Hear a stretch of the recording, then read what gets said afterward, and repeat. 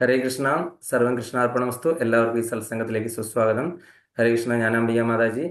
ഹരേ കൃഷ്ണ ഗോപകുമാർ പ്രഭു. ഹരേ കൃഷ്ണ പനമ മാതാജി. ഹരേ കൃഷ്ണ രാധിക മാതാജി. ഹരേ കൃഷ്ണ മാധവി രാധ മാതാജി. ഹരേ കൃഷ്ണ സവിത മാതാജി. ഹരേ കൃഷ്ണ ഹരേ കൃഷ്ണ. ഹരേ കൃഷ്ണ പത്മ മാതാജി. എല്ലാവർക്കും ഒരിക്കൽ കൂടെ സ്വാഗതം. നമ്മള് ഇപ്പൊ this meeting is being record എന്ന് എഴുതിയിട്ടുണ്ട്. അത് ഓക്കെ കൊടുക്കണം. അങ്ങനെ ഓക്കെ കൊടുത്തോളൂ.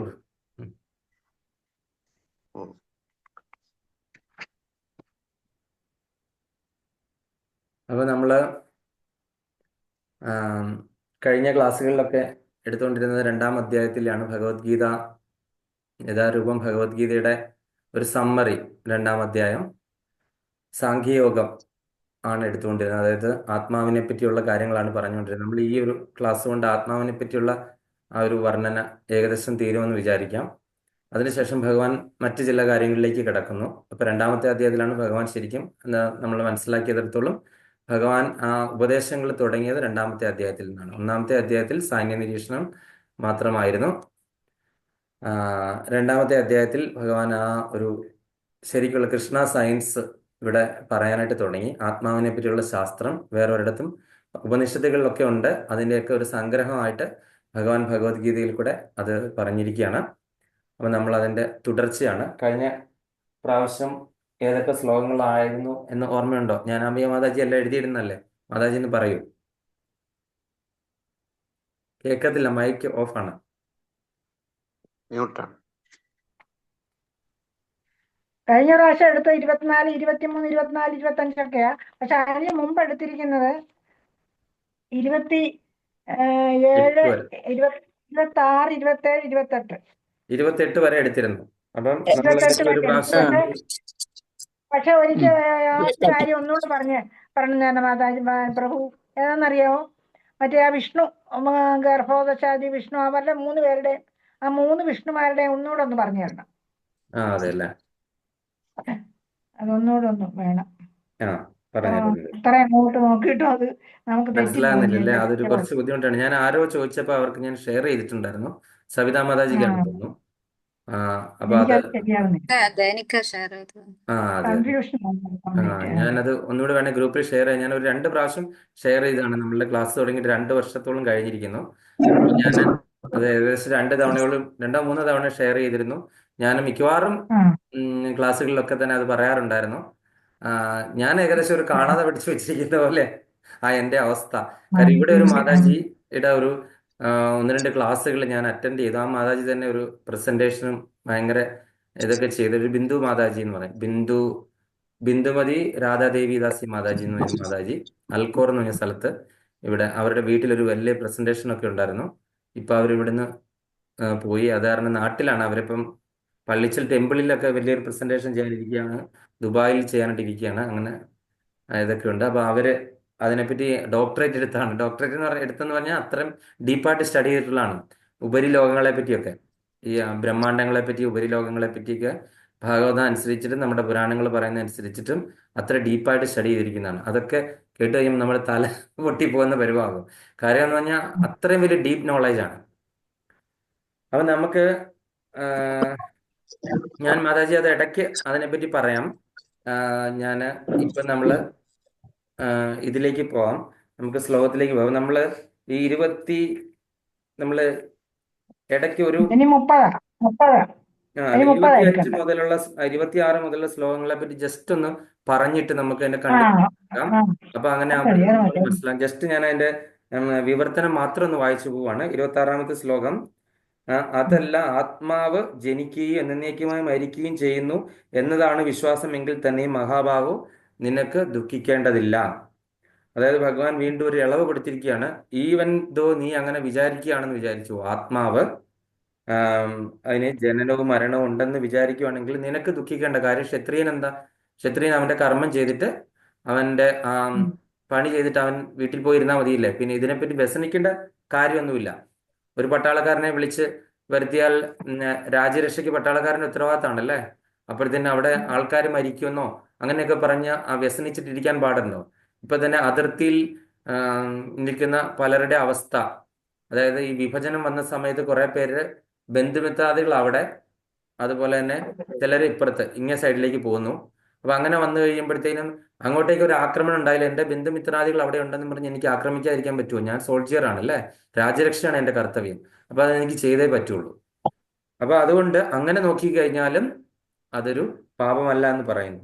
അടുത്ത 27ാമത്തെ ശ്ലോകം, ജനിച്ചവന് മരണം നിശ്ചിതമത്രേ, മരിച്ചവന് ജനനവും. അതിനാൽ തന്റെ അനിവാര്യമായ കർത്തവ്യ നിർവഹണത്തെ പറ്റി നീ വ്യസനിക്കേണ്ടതില്ല. അപ്പം ജനിച്ചു കഴിഞ്ഞാൽ, അതായത് നീ കൊന്നാലും ഇല്ലെങ്കിലും ഒക്കെ അവൻ മരിച്ചിരിക്കും അല്ലെ, എന്നൊരു പൊതു തത്വമാണ്. അപ്പം നീ അതിനെപ്പറ്റി ഓർത്ത് വ്യസനിക്കേണ്ട യാതൊരു കാര്യവുമില്ല എന്ന് ഭഗവാൻ പറഞ്ഞിരിക്കുന്നു. ഇനി 28ാമത്തെ ശ്ലോകം അതെടുത്തിട്ടാണ് നിർത്തിയതിരുന്നത്. അതിനകത്ത് പറഞ്ഞിരിക്കുന്നു, സൃഷ്ടിയിലെ ജീവഗണങ്ങളെല്ലാം ആരംഭത്തിൽ പ്രകടമാകുന്നില്ല, മധ്യത്തിൽ ആവിർഭാവം കൊള്ളുന്നു, നശിക്കുമ്പോൾ വീണ്ടും അവ്യക്തമാകുന്നു. അങ്ങനെ ഇരിക്കൽ വ്യസനിക്കുന്നതിന്റെ ആവശ്യമെന്ത്? ഇവിടെ പറഞ്ഞപ്പോഴാണ് ഞാൻ സൃഷ്ടി, അതുകൊണ്ടാണ് ഞാൻ മാതാജിയോട് പറഞ്ഞ് ഞാൻ പറയാമെന്ന് പറഞ്ഞത്.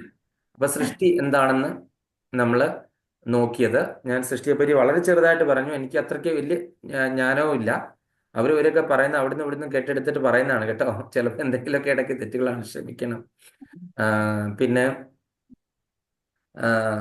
അവര് ഒരു അല്ല കേട്ടോ, വൈഷ്ണവരാണ്, അത് തെറ്റിദ്ധരിക്കരുത്. പുറത്തുനിന്നുള്ളവർ പറഞ്ഞിട്ടല്ല കേട്ടോ. പിന്നെ നമ്മുടെ സൃഷ്ടി അല്ലെ, സൃഷ്ടി തുടങ്ങിയത് ഈ ആദിപുരുഷനായ പരമദിവ്യോത്തമ പുരുഷനായ ഭഗവാന് ആണല്ലോ. അദ്ദേഹത്തിന് പിറവിയുമില്ല, ഒന്നുമില്ല. നമ്മൾ സർവകാരണ കാരണമല്ല ഈശ്വര പരമകൃഷ്ണ സച്ചിദാനന്ദ വിഗ്രഹ അനാദിർ ആദിർ ഗോവിന്ദ സർവകാരണ കാരണം. പിന്നെ എന്താണ്? അദ്വൈതം അച്യുതം അനാദിം അനന്തരൂപം ആദ്യം പുരാണ പുരുഷം നവയൗവനം ച വേദേഷു ദുർലഭം അദുർലഭം ആത്മഭക്തോ ഗോവിന്ദമാദി പുരുഷം തമഹം ഭജാമി. അങ്ങനെ നമ്മുടെ പരമദിവ്യോത്തമ പുരുഷൻ എന്താണ്? അദ്ദേഹത്തിന് അച്ഛനും അമ്മയും ആരുമില്ല. കാരണം എല്ലാവരുടെയും അച്ഛനും അമ്മയും അദ്ദേഹമാണ് അല്ലേ. ആദിയുമില്ല അന്തവുമില്ല. അദ്ദേഹത്തിന് ഒരു രൂപം ഉണ്ടോ എന്ന് ചോദിച്ചു കഴിഞ്ഞാൽ ഉണ്ട്, എന്നാൽ രൂപം ഇല്ലേ എന്ന് ചോദിച്ചു കഴിഞ്ഞാൽ ഇല്ല. കാരണം എന്താണ്? ഈ പ്രപഞ്ചം മുഴുവൻ നിറഞ്ഞിരിക്കുന്ന വിശ്വരൂപം അല്ലെങ്കിൽ വിഷ്ണു, വിഷ്ണു എന്ന് പറഞ്ഞാൽ പ്രപഞ്ചം മുഴുവനുള്ള ആ രൂപം നിറഞ്ഞു നിൽക്കുന്നത് സർവ്വവ്യാപി ആണ് വിഷ്ണു എന്ന് പറയുന്നത് അല്ലേ. അപ്പൊ ആ ഒരു അദ്ദേഹത്തിന് രൂപം ഇല്ലേ എന്ന് ചോദിച്ചു കഴിഞ്ഞാൽ വിശ്വരൂപ ദർശനം, സർവ്വ പ്രപഞ്ചങ്ങളും അദ്ദേഹത്തിന്റെ ഉള്ളിൽ തന്നെയാണ് നമുക്ക് കാണുന്നത് അല്ലെ. സർവ്വ ജീവജാലങ്ങളെ അദ്ദേഹത്തിന്റെ ഉള്ളിൽ ദർശിക്കാൻ സാധിച്ചു ആ വിരാട് പുരുഷ രൂപത്തില്.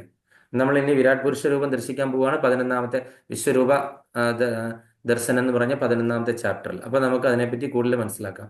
അപ്പൊ അദ്ദേഹത്തിന് ഒരു രൂപമുണ്ടോ എന്ന് ചോദിച്ചു കഴിഞ്ഞാൽ അദ്ദേഹത്തിന് രൂപമുണ്ട്. ചതുർഭുജ നാരായണ രൂപത്തിൽ അദ്ദേഹം വൈകുണ്ഠത്തിൽ സദാ വസിക്കുന്നു. ഒരു വൈകുണ്ഠമല്ല, അനന്തകോടി വൈകുണ്ഠങ്ങളുണ്ടല്ലേ. അനന്തകോടി ബ്രഹ്മാണ്ടങ്ങളുള്ളപ്പം അനന്തകോടി വൈകുണ്ഠങ്ങളും ഉണ്ട് അല്ലെ. ഓരോ ബ്രഹ്മാണ്ടത്തിലും ഓരോ വൈകുണ്ഠം ഉണ്ടല്ലോ അല്ലേ. അപ്പോ അനന്തകോടി ബ്രഹ്മാണ്ടങ്ങളുള്ളപ്പം വൈകുണ്ഠ ലോകവും അതിലെല്ലാം നാരായണന്മാരും അല്ലെങ്കിൽ വിഷ്ണു ഉണ്ട് ചതുർഭുജ നാരായണ രൂപത്തിൽ. അതുപോലെ തന്നെ ഗോലോക വൃന്ദാവൻ എത്ര എണ്ണം ഉണ്ട്? ആർക്ക് പറയാം? ഗോലോക വൃന്ദാവനം ഒരെണ്ണം, ഒരേ ഒരെണ്ണേ മാറ്റില്ല. ഏറ്റവും ഉയരത്തിലുള്ള കോടിക്കണക്കിന് കിലോമീറ്റർ ഉയരത്തിലാണ് ഗോവിന്ദന്റെ സ്ഥിരം വാസസ്ഥലമായ സദാ അവിടെ വസിക്കുന്ന ഗോവിന്ദൻ. അതാണ് അദ്ദേഹം ഒരേ സമയത്ത് ഗോലോക വൃന്ദാവനത്തിലും ഒരേ സമയത്ത് ഭൗമ വൃന്ദാവനത്തിലും അതുപോലെ തന്നെ ഒരേ സമയത്ത് എല്ലാ ബ്രഹ്മാണ്ടങ്ങളിലും പല യുഗങ്ങളിലായിട്ട് ലീലകളാടുകയും അതേപോലെ തന്നെ എല്ലാ ജീവജാലങ്ങളുടെ ഹൃദയത്തിൽ പരമാത്മാവായിട്ടിരിക്കുകയും ചെയ്യുന്നു. അത് അദ്ദേഹത്തിന് മാത്രമേ പറ്റുള്ളൂ. അതായത് അണുവായിട്ടും വിഭുവായിട്ടും സർവ്വപ്രപഞ്ചത്തിന്റെ രൂപത്തിലും ചതുർഭുജ നാരായണ രൂപത്തിലും അതുപോലെ തന്നെ ഭഗവാന്റെ ഭക്തന്മാരുടെ രൂപത്തിലും ഒക്കെ തന്നെ അദ്ദേഹം വിരാജിക്കുകയാണ് അല്ലെ. അദ്ദേഹത്തിന് മാത്രമേ അത് പറ്റുള്ളൂ. അപ്പൊ അങ്ങനെ ആ ഗോവിന്ദന്റെ ആ പരംധാമം എന്ന് പറയുന്നത് ഗോലോക വൃന്ദാവനം. നമ്മളുടെ എല്ലാവരുടെയും ലക്ഷ്യം അങ്ങോട്ടേക്ക് പോവുക എന്നുള്ളതാണ്. അപ്പൊ ആ ഗോലോക വൃന്ദാവനം നമ്മൾ അതിനു വേണ്ടിയിട്ടാണ് ഈ പ്രാക്ടീസ് ചെയ്യുന്നത്. ഈ സർക്കസ് മുഴുവനും ഈ കാണിക്കുന്നതെല്ലാം എന്താണ്? Goloka Vrindavan, go back to godhead, നമ്മളുടെ സ്വഭവനത്തിലേക്ക് പോവുക എന്നുള്ള ആ ഒരേ ഒരു ഉദ്യമത്തിന് വേണ്ടിയിട്ടാണ് നമ്മൾ ഈ ചെയ്യുന്ന കാര്യങ്ങളെല്ലാം തന്നെ ചെയ്യുന്നത്. അപ്പൊ അതുകൊണ്ട് ആ ഒരു മിഷന്റെ ഭാഗമായിട്ട് നമ്മൾ ആ ഗോലോക വൃന്ദാവനത്തിലെ ഗോവിന്ദൻ, ആ ഗോവിന്ദനിൽ നിന്ന് ആദ്യത്തെ ഉദ്ഭവമാണ് ആരാണ്? ബലരാമൻ. അദ്ദേഹത്തിന്റെ ഞാനത് ഈ കഴിഞ്ഞ ക്ലാസ്സിൽ ഈ 28ാമത്തെ ശ്ലോകം എടുത്ത് പറഞ്ഞത് ബലരാമനാണ്. അപ്പൊ ബലരാമനും ഭഗവാനും തമ്മിൽ എന്താണ്? ഗുണങ്ങൾക്കും എല്ലാം ഒരേപോലെയാണ് അല്ലെ. 64 ഗുണങ്ങളും ബലരാമനും കൃഷ്ണനും ഉണ്ട് പൂർണ്ണമായിട്ടും 64 ഗുണങ്ങളും. പക്ഷെ രണ്ടുപേർക്ക് രണ്ടേ രണ്ട് വ്യത്യാസം ഉണ്ട്. ആ രണ്ടേ രണ്ട് വ്യത്യാസം ആർക്കാണ് പറയാൻ പറ്റുന്ന രീതി മാതാജി? നിറത്തിലും നിറത്തില് നിറത്തിലും പിന്നെ ദേഷ്യത്തില് ഭാവത്തിലും ഭാവത്തിലും ഭാവത്തിലും. നിറത്തിലും ഭാവത്തിലും. അപ്പൊ ആ നിറത്തിലും ഭാവത്തിലും ആണ് ഇവർ തമ്മിലുള്ള വ്യത്യാസം. അദ്ദേഹത്തിന്റെ ആദ്യത്തെ ഫസ്റ്റ് എക്സ്പാൻഷനാണ് ബലരാമൻ. അതെ, അത് അപ്പൊ അദ്ദേഹത്തിന് നിറത്തിലും ഭാവത്തിലും. നിറം എന്താണ്? ഭഗവാൻ ശ്യാമസുന്ദര രൂപത്തിൽ ഇരിക്കുന്നു. ദ്വിഭുജ മുരളീധര ശ്യാമസുന്ദര രൂപത്തിലാണ് ഭഗവാൻ ഗോലോക വൃന്ദാവനത്തിൽ ഇരിക്കുന്നത്. അതുപോലെ വിഷ്ണു ഇരിക്കുന്നത് ചതുർഭുജ നാരായണ രൂപത്തിലാണ് ഇരിക്കുന്നത്. ഈ ബലരാമൻ എന്താണ്? ഏത് നിറാണ്? ബലരാമൻ വെളുത്ത നിറവും ഇദ്ദേഹം ശ്യാമസുന്ദര രൂപത്തിലുമാണ് ഇരിക്കുന്നത് കൃഷ്ണൻ. ഈ രണ്ട് വ്യത്യാസം. പിന്നെ അടുത്ത എന്താ? ഭാവത്തില്. ഒരാൾ എന്താണ്? എല്ലാത്തിന്റെയും ഭോക്താവ്, എല്ലാത്തിന്റെയും സ്വീകർത്താവ്, എൻജോയർ ആണ് അല്ലെ? ആര്? ശ്രീകൃഷ്ണൻ അല്ലെങ്കിൽ ഗോവിന്ദൻ എല്ലാത്തിന്റെ എൻജോയർ ആണ്. പക്ഷെ ബലരാമനോ ഗീവർ ആണ് അല്ലെ? കൊടുക്കുന്ന ആള്. അങ്ങോട്ടേക്ക് സേവ കൊടുക്കുന്ന ആളല്ലേ? സേവകനാണ് അല്ലെ? ഒരാള് യജമാനും മറ്റൊരാള് സേവകനും. സേവ ചെയ്തുകൊണ്ടിരിക്കുന്ന ഭാവം. അദ്ദേഹം ഏതൊക്കെ രീതിയിലാണ് സേവ ചെയ്യുന്നത്? ഭഗവാന് സദാ കൊടയായിട്ടിരിക്കുന്നു അല്ലെ? കൊടയായിട്ടിരിക്കുന്നു. പിന്നെ അടുത്ത് എന്താണ്? ഭഗവാന് മെത്തയായിട്ടിരിക്കുന്നു, ഭഗവാന്റെ പാദരക്ഷയായിട്ട്, ഭഗവാന്റെ ആഭരണങ്ങളായിട്ട്, ഭഗവാന്റെ മുരളിയായിട്ട്, ഭഗവാന്റെ ആഭരണങ്ങൾ ഉടയാടകളായിട്ട് ഒക്കെ, അതേപോലെ ഭഗവാന്റെ ദിവ്യധാമുകളായിട്ട് വിരാജിച്ചിരിക്കുന്നു. വൃന്ദാവനധാമം ഒക്കെ ബലരാമന്റെ എക്സ്പാൻഷനാണ്.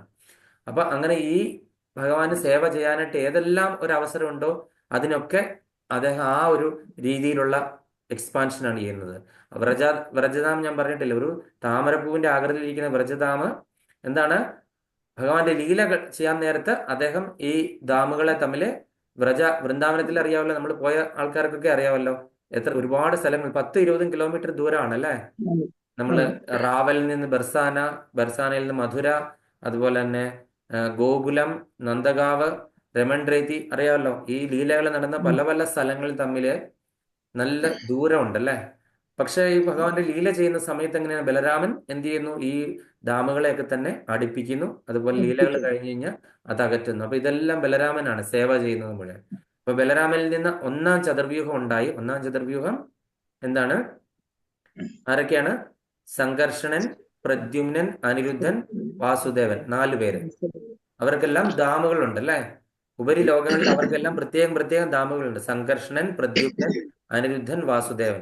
ഈ സംഘർഷണനിൽ നിന്നാണ് ശിവൻ ഉദ്ഭവിച്ചത്. സംഘർഷണൻ എന്ന് പറഞ്ഞ എന്താണ്? ആകർഷിച്ചു കൊണ്ടുവരുന്ന ആള്. ഇപ്പൊ ബലരാമനിൽ നിന്നാണ് സംഘർഷണൻ വന്നത്. അപ്പൊ ആകർഷിച്ച് കൊണ്ടുവരുന്ന ആളല്ലേ? കർഷിച്ച് ആകർഷിച്ച് പിടിച്ചു വലിച്ചു കൊണ്ടുവരികയാണല്ലേ? അപ്പൊ ബലരാമൻ എന്താ? അദ്ദേഹത്തിന്റെ കലപ്പയിൽ നിന്ന് എന്താണ്? പിടിച്ചു വലിക്കുകയാണ് ഒരാളെ ഭക്തിയുത സേവനത്തിലേക്ക് കൊണ്ടുവരാനായിട്ട് ശ്രമിക്കുകയാണ് ചെയ്യുന്നത് അല്ലെ? പിന്നെ അതുപോലെ തന്നെ അദ്ദേഹത്തിന്റെ ഭക്തിയും ഭാവത്തിനും ഒക്കെ എന്താണ്? വളരെ ദൃഢതയുണ്ട്. നമ്മുടെ ഭക്തിയും ഭാവത്തിനും ദൃഢതയും ബലവും ഒക്കെ തരണേ നമ്മൾ ബലരാമനെ മെഡിറ്റേറ്റ് ചെയ്യണം അല്ലെ? നമ്മൾ ഹരേ കൃഷ്ണ മഹാമന്ത്രത്തിൽ ജപിക്കുന്ന രാമ എന്ന് പറഞ്ഞ ബലരാമനാണ്. അപ്പൊ അതുകൊണ്ട് ഈ ബലരാമനാണ് നമുക്ക് അറിയാവുന്ന ദേവകിയുടെ 7ാമത്തെ ഗർഭത്തിൽ വെച്ചിട്ട് എങ്ങനെയാണ് അങ്ങോട്ടേക്ക് കർഷിച്ചിട്ട് പോയതാണ് രോഹിണിയുടെ ഗർഭത്തിലേക്ക് അല്ലെ? ഇവിടെ നമ്മുടെ മധുരയിൽ എല്ലാവരും അറിഞ്ഞത് എന്താണ്? ഗർഭം അലസി പോയി എന്നാണ് അറിഞ്ഞിരുന്നത് ശരിക്കും. പക്ഷെ എന്താണ് ചെയ്തിരുന്നത്? സംഘർഷണൻ അതിനെ ആകർഷിച്ചിട്ട് എങ്ങോട്ട് കർഷിച്ചിട്ട് പിടിച്ചു വലിച്ചിട്ട് രോഹിണിയുടെ ഗർഭത്തിൽ, ഗോകുലത്തിൽ താമസിച്ചുകൊണ്ടിരുന്ന വസുദേവരുടെ വേറൊരു പത്നിയായിരുന്ന രോഹിണിയുടെ ഗർഭത്തിലേക്ക് കൊണ്ടുപോകായിരുന്നു. അപ്പൊ അങ്ങനെ സംഘർഷൻ, പ്രദ്യുമ്നൻ, അനിരുദ്ധൻ, വാസുദേവൻ. പിന്നെ അടുത്തത് ഈ പറയുന്ന സംഘർഷനിൽ നിന്ന് പിന്നീട് നാരായണൻ ഉദ്ഭവിച്ചു. നാരായണൻ നരത്തിൽ ശയനം ചെയ്യുന്നവൻ, ജലത്തിൽ, നരം എന്ന് പറഞ്ഞാൽ വെള്ളത്തിൽ ശയനം ചെയ്യുന്നവൻ നാരായണൻ. അങ്ങനെ നാരായണനിൽ നിന്ന് വീണ്ടും ആ 1ാം ചതുർവ്യൂഹം തന്നെ 2ാം ചതുർവ്യൂഹമായിട്ട് തന്നെ റിപ്പീറ്റ് ചെയ്യുന്നു. ഒരേ ഒരു ചെറിയ വ്യത്യാസം, ആ സംഘർഷണൻ ഇവിടെ മഹാസംഘർഷനായി, അത്രയേ ഉള്ളൂ. അപ്പൊ മഹാസംഘർഷണൻ, പ്രദ്യുമ്നൻ, അനിരുദ്ധൻ, വാസുദേവൻ. മഹാസംഘർഷണൻ, പ്രദ്യുമ്നൻ, അനിരുദ്ധൻ, വാസുദേവൻ. അങ്ങനെ ആ 2ാം ചതുർവ്യൂഹം കഴിഞ്ഞു. അത് കഴിഞ്ഞ് 2ാം ചതുർവ്യൂഹത്തിലെ മഹാസംഘർഷണിൽ നിന്ന് 3 പുരുഷാവതാരങ്ങൾ. ആ 3 പുരുഷാവതാരങ്ങളെ ആദ്യത്തെ ആള് കാരണോദശകായി വിഷ്ണു, കാരണസമുദ്രത്തിൽ ശയിക്കുന്നു. രണ്ടാമത്തേത് ഗർഭോദശകായി വിഷ്ണു, ഗർഭസമുദ്രത്തിൽ ശയിക്കുന്ന വിഷ്ണു. മൂന്നാമത് ക്ഷീരോദശകായി വിഷ്ണു, ക്ഷീരസാഗരത്തിൽ ശയിക്കുന്ന വിഷ്ണു, ക്ഷീരോദശകായി വിഷ്ണു. അങ്ങനെ 3 പുരുഷാവതാരങ്ങള്. അപ്പൊ പുരുഷാവതാരങ്ങൾ ഇതാണ്. ഗുണാവതാരങ്ങൾ ഏതൊക്കെയാണെന്ന് ആർക്കാ പറയാൻ പറ്റുന്നത്?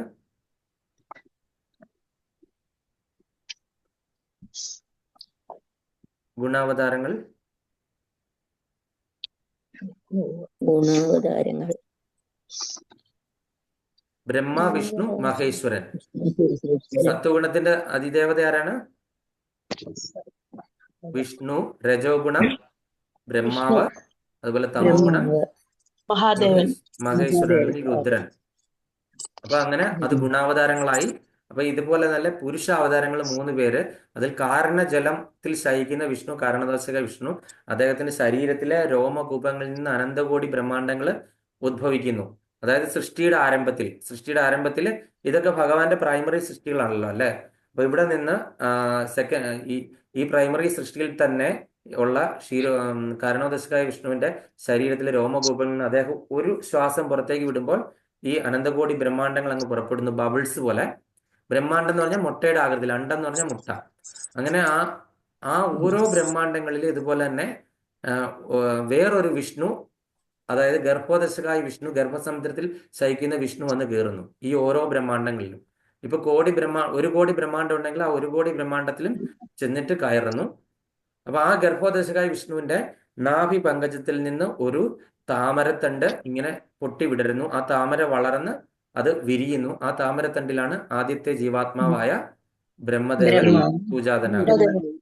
അപ്പൊ ബ്രഹ്മദേവനാണ് ആദ്യത്തെ ജീവാത്മാവ്. അപ്പൊ ബ്രഹ്മദേവൻ പൂജാതനാകുന്ന ഇദ്ദേഹത്തിന്റെ ഗർഭോദശകായ വിഷ്ണുവിന്റെ നാഭി പങ്കജത്തിലുള്ള താമരപ്പൂവിൽ നിന്ന്. അപ്പൊ ഈ താമരത്തണ്ടിലാണ് ഈരേഴു 14 ലോകങ്ങളും ബന്ധിച്ചിരിക്കുന്നത്. അതായത് ഗർഭോദശകായ വിഷ്ണുവിന്റെ നാഭി പങ്കജത്തിലുള്ള താമരത്തണ്ടിലാണ് ഈരേഴു 14 ലോകങ്ങളും. 7 ഉപരിലോകങ്ങളും 7 അധമലോകങ്ങളും. Upper planetary system, lower planetary system. ആ അപ്പർ പ്ലാനറ്ററി സിസ്റ്റം ഏതൊക്കെയാണ്? സബിത മാതാജിക്ക് ഓർമ്മയുണ്ടോ? ഞാൻ അയച്ചു തന്നാ. മാതാജി എന്ന് പറയാമോ?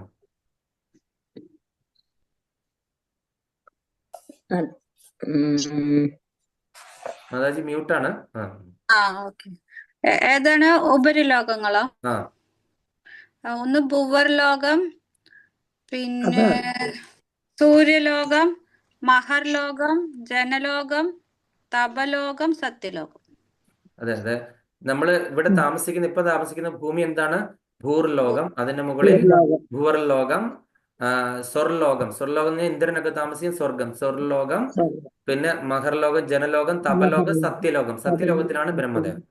പിന്നെ അടുത്ത് താഴേക്ക് വരുന്ന 7 ലോകങ്ങള് നമ്മളെ പണ്ട് തൊട്ടേ കേട്ടു 14 ലോകങ്ങളിൽ നിന്ന്. പക്ഷെ അതേതാണെന്ന് നമുക്ക് അറിയത്തില്ലായിരുന്നു അല്ലേ. ഇപ്പൊ അതലം, വിതലം, സുതലം, തലാതലം, രസാതലം, മഹാതലം, പാതാളം. അപ്പൊ ഏറ്റവും താഴത്തെ അധമലോകമാണ് പാതാളം. ഏറ്റവും താഴെ അവിടെയാണ് അസുരന്മാരൊക്കെ ജീവിക്കുന്നത്. സുതലത്തിലാണ് മഹാബലിക്ക് ഭഗവാൻ മോക്ഷം കൊടുത്ത് വിട്ടിരിക്കുന്ന സ്ഥലം സുതലം. നമ്മൾ ചവിട്ടി താഴ്ത്തിയെന്ന് പറഞ്ഞ് കേരളത്തിലുള്ള ആൾക്കാർ നമ്മൾ പറയുമ്പോൾ നമ്മൾ ധരിക്കേണ്ടത് അവിടെ ചവിട്ടി താഴ്ത്തിയതല്ല, അദ്ദേഹം പാതാളത്തിലല്ല, അദ്ദേഹം സുതലത്തിലാണ്. ഓക്കെ. അടുത്തത് എന്താണ്? അപ്പം നമ്മൾ പറഞ്ഞു ഗർഭോദശകായ വിഷ്ണു ഈരേഴ് 14 ലോകങ്ങൾ പറഞ്ഞു. ഗർഭോദശായ വിഷ്ണു എവിടെ വസിക്കുന്നത്? ഗർഭസമുദ്രത്തിൽ. ഈ ഗർഭസമുദ്രത്തിലേക്കാണ് എന്താണ് വരാഹ അവതാരത്തില് ഹിരണ്യാക്ഷൻ എന്താണ് ഭൂമിയെ താഴ്ത്തിയത്. നമ്മൾ കഴിഞ്ഞ ദിവസം വരാഹ ദ്വാദശി ആഘോഷിച്ചിരുന്നു. എത്ര പേര് ഓർമ്മയുണ്ട്? വരാഹ ദ്വാദശി ആഘോഷിച്ചു? എത്ര പേര് ആഘോഷിച്ചു? അപ്പൊ ആ വരാഹ ദ്വാദശി ആഘോഷിച്ച് നമ്മള് ഭൂമിയെ കൊണ്ട് അദ്ദേഹം തേറ്റമേലിൽ ഉയർത്തിയില്ലേ? അത് ഏത് സമുദ്രത്തിലാണ്? ഈ നമ്മൾ പറയുന്ന ഗർഭസമുദ്രത്തിൽ. അപ്പൊ അവിടെ നിന്നാണ് ഭൂമിയെ ഉയർത്തിയത് വരാഹം. അത് കഴിഞ്ഞിട്ട് അവിടെ വെച്ചിട്ട് നമ്മൾ അറിയാൽ ഒരു അസുരൻ ഉണ്ടായി, ഭഗവാനും ഭൂമിദേവിക്കും. ആ അസുരന്റെ പേരെന്തായിരുന്നു? നരകാസുരൻ. അപ്പൊ അങ്ങനെ അപ്പൊ ഭഗവാൻ ഇങ്ങനെ അസുരൻ മകനായിട്ടുണ്ടായെന്നൊരു ചോദ്യം വരുമായിരിക്കും അല്ലേ? ഭഗവാന്റെ ഭാവം എന്തായിരുന്നു ആ സമയത്തുള്ള? ആ അസുരനെ വധിക്കുന്ന അസുരനോടുള്ള ദേഷ്യമായിരുന്നു. ഭൂമിദേവിക്ക് എന്തായിരുന്നു? ഭയം, പേടി. ഇത് രണ്ടും കൂടെ ചേർന്നുണ്ടായ പുത്രൻ എന്തായത്? ദൈത്യനായി അസുരനായിട്ട് പിറന്നു. അസുരൻ മേടിച്ച വര എന്താണ്? സ്വന്തം അച്ഛന് മാത്രമേ എന്നെ വധിക്കാനായിട്ട് സാധിക്കുകയുള്ളൂ. ഏതെങ്കിലും അച്ഛൻ മക്കളെ വധിക്കുവോ? അതുപോലെ തന്നെ എന്താണ്? അമ്മയുടെ പൂർണ്ണ അനുവാദത്തോടു കൂടി. ഈ 2 കണ്ടീഷനാണ് വെച്ചത്. അപ്പൊ മനസ്സിലായി, അതായത് ഭഗവാൻ ഒരിക്കലും ഒരു പിതാക്കന്മാര് സ്വന്തം മക്കളെ വധിക്കാനായിട്ട് പറയാനായിട്ട് സാധിക്കത്തില്ല അല്ലേ. അപ്പൊ അതുകൊണ്ട് ഈ ഒരു കണ്ടീഷനിലാണ് അങ്ങനെ നരകാസുരൻ അങ്ങനെ ഈ പറയുന്ന സത്യയുഗം എല്ലാം കഴിഞ്ഞ് ദ്വാപരയുഗം വരെ ജീവിച്ചിരുന്നു. ദ്വാപരയുഗത്തിൽ ഭഗവാൻ സ്വന്തം അച്ഛൻ ശ്രീകൃഷ്ണ ഭഗവാനായിട്ട് വന്നു. അതുപോലെ തന്നെ അമ്മയാരെ ഭൂമിദേവി സത്യഭാമയായിട്ടും വന്നു. അങ്ങനെയാണ് ഈ 16,100 ഗോപസ്ത്രീകളെ അദ്ദേഹം തടവിൽ വെച്ചിരിക്കുകയായിരുന്നു. അവരെ രക്ഷപ്പെടുത്താനായിട്ട് ഭഗവാൻ സത്യഭാമ സമേതനായിട്ട് അവിടെ ചെന്നു. അപ്പൊ സത്യഭാമയ്ക്ക് അറിയില്ലായിരുന്നു മകനാണെന്നൊന്നും. അങ്ങനെ ഈ ഭഗവാനുമായിട്ട് യുദ്ധം നടത്തി ഭഗവാൻ കുറെ ഡ്രാമ ഒക്കെ അവിടെ കളിച്ചു. അപ്പൊ സത്യഭാമ പറഞ്ഞു അവനെ ഇപ്പൊ തന്നെ കൊല്ലാനായിട്ട് ആജ്ഞാപിച്ചു ഭഗവാനോട്. അപ്പം സത്യഭാമ ആജ്ഞാപിച്ചു. ഭഗവാൻ വളരെ സന്തോഷത്തോടുകൂടി മകനെ വധിച്ചു, നരകാസുരനെ.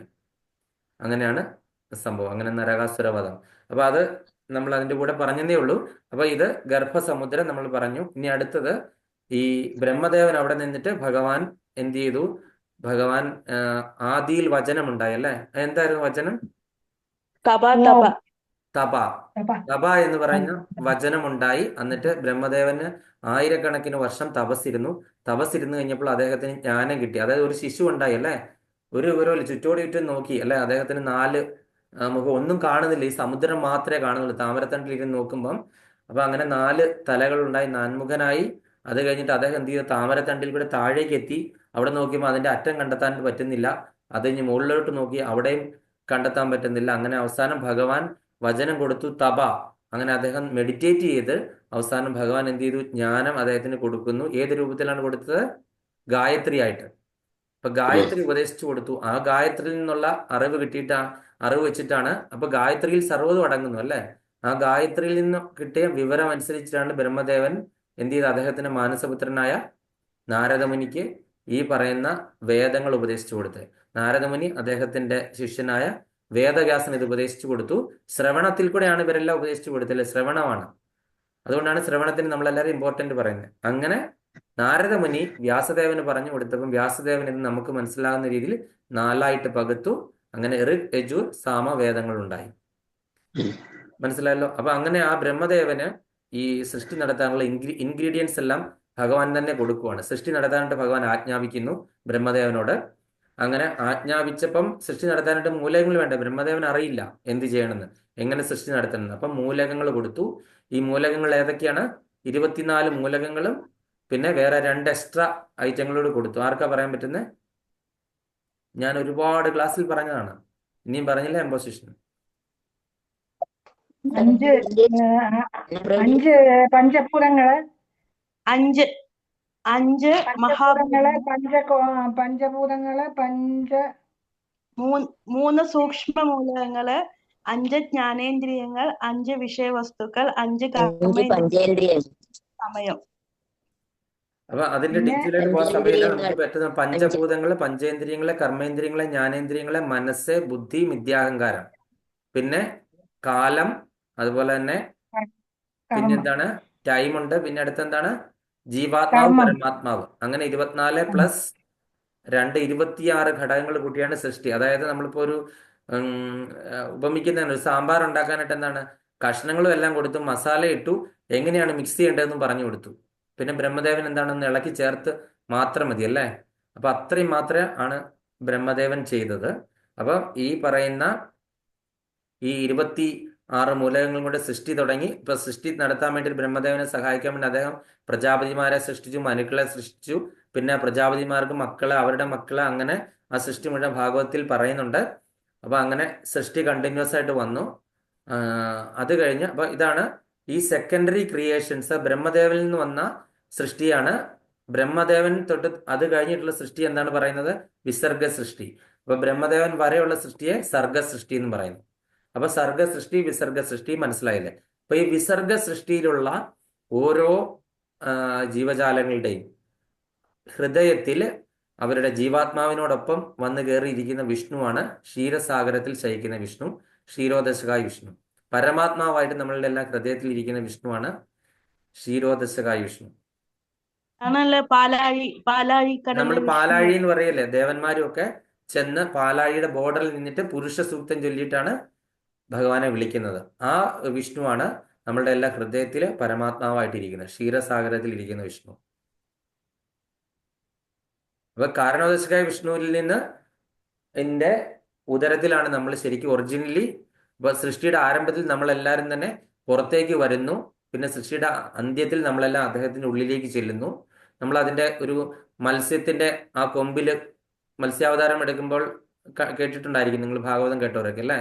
ആ ഒരു നൗകയിൽ കെട്ടിയിട്ടുകൊണ്ട് പോകുന്ന ഓരോരോ ജീവാത്മാക്കളെയും വെച്ചിട്ടല്ലേ, ഓരോരോ ഇനത്തിൽ നിന്നും ഓരോരോ ജീവാത്മാവ് എടുത്തിട്ട് കൊണ്ടുപോകുന്നത്, അത് നിങ്ങൾ കേട്ടിട്ടുണ്ടായിരിക്കും. അപ്പൊ അങ്ങനെ ഈ പറയുന്ന ഭഗവാന്റെ ഉള്ളിൽ തന്നെയാണ് ഭഗവാൻ മായ സൃഷ്ടിച്ച് എന്ത് ചെയ്തു, നമ്മളെല്ലാവരും ഉള്ളതായിട്ട് നമ്മളങ്ങ് വിചാരിച്ചു. മായ കൊണ്ട് നമ്മൾ വിചാരിക്കുന്ന ഈ ഭൗതിക പ്രപഞ്ചവും ഇത് നമ്മളുടെ ശരീരവും നമ്മളുടെ ജോലിയും പദവിയും നമ്മളുടെ ഈഗോയും എല്ലാം ഉണ്ടെന്ന് നമ്മളങ്ങ് വിചാരിക്കുന്നു അല്ലേ? ഇതിനെ അങ്ങ് പിൻവലിച്ചു കഴിയുമ്പോൾ നമ്മൾ ശരിക്കും എന്താണ്, ഭഗവാന്റെ ഉള്ളിൽ തന്നെയാണ്. ഭഗവാൻ മായയെ സൃഷ്ടിച്ചു കഴിഞ്ഞപ്പോൾ നമ്മൾ ഈ ഭൗതിക പ്രപഞ്ചം അല്ലെങ്കിൽ ഭൗതിക ഇതിനെ സൃഷ്ടിച്ചു കഴിഞ്ഞപ്പോൾ നമ്മളെല്ലാവരും ഉണ്ടെന്ന് വിചാരിച്ചു. അതിനെ ആ മായ പിൻവലിച്ചു കഴിയുമ്പോൾ നമ്മളൊക്കെ ഭഗവാനിൽ തന്നെയാണ് അല്ലേ? അപ്പൊ അതുവരെ ആ ഒരു ഭഗവാന്റെ ശ്വസന കാലയളവ് എന്ന് പറഞ്ഞ വർഷം നമുക്ക് ഈ പേപ്പറിൽ നിന്ന് എഴുതാനായിട്ട് തികയത്തില്ല. അത്രയും ഒരുപാട് പൂജ്യങ്ങൾ ഇടേണ്ടി വരും. അതുകൊണ്ട് തൽക്കാലം ഞാൻ അതിലേക്ക് പോകുന്നില്ല. നമുക്ക് ഭഗവത്ഗീതയിലേക്ക് തന്നെ പോകാം, നമ്മൾ ടോപ്പിക്കിലേക്ക് തന്നെ പോകാം. അപ്പം നമ്മൾ ഈ പറഞ്ഞ ശ്ലോകത്തിൽ എന്താണ്, ഈ സൃഷ്ടിയെ പറ്റിയാണ് പറഞ്ഞല്ലേ? സൃഷ്ടിയിലെ ജീവഗണങ്ങളെല്ലാം ആരംഭത്തിൽ പ്രകടമാകുന്നില്ല, മധ്യത്തിൽ ആവിർഭാവം കൊള്ളുന്നു, നശിക്കുമ്പോൾ വീണ്ടും അവ്യക്തമാകുന്നു. അങ്ങനെ ഇരിക്കെ വ്യസനത്തിന്റെ ആവശ്യം എന്തെന്ന് നമ്മൾ മനസ്സിലാക്കി. അടുത്തത് 29ാമത്തെ ശ്ലോകം. ആശ്ചര്യവത് പശ്യതി കശ്ചിദേന ആശ്ചര്യവദ്വദതി തദൈവ ചാന്യ വൈച്ചനമന്യ ശൃണോതി ശ്രുത്വോപേനം വേദ ന ചൈവ കശ്ചിത്. ആശ്ചര്യവത് പശ്യതി കശ്ചിദേന ആശ്ചര്യവദ്വദതി തദൈവ ചാന്യ ആശ്ചര്യവൈച്ചൈനമന്യ ശൃണോതി ശ്രുത്വാപീനം വേദന ചൈവ കശ്ചിത്. അപ്പം ഭഗവത്ഗീത യഥാരൂപം 2ാമത്തെ അധ്യായം ശ്ലോകം 29 വായിച്ചത്. ഞാൻ അംബിക മാതാജി വായിക്കും. ഹരേ കൃഷ്ണ. ഓം നമോ ഭഗവതേ വാസുദേവായ. ഓം നമോ ഭഗവതേ വാസുദേവായ. ആശ്ചര്യവത് പശ്യതി കശ്ചിദേന ആശ്ചര്യവദ്വദ്വദതി തദൈവ ചാന്യകം ആശ്ചര്യവൈച്ചൈനമന്യ ശൃണോതി ശ്രുത്വാപ്യേനം വേദന ചൈവ കശ്ചിത്. ഹരേ കൃഷ്ണ. ഹരേ കൃഷ്ണ. രതി ദേവി മാതാജി മൈക്ക്. ഐശ്വര്യവത് പശ്യതി കശ്ചിദേന ആശ്ചര്യവത് തദൈവ ചൈന്യം ആശ്ചര്യവച്ചനമന്യ ശൃണേതി ശ്രുത്വാപേനം വേദ ന ചൈവ കശ്ചിത്.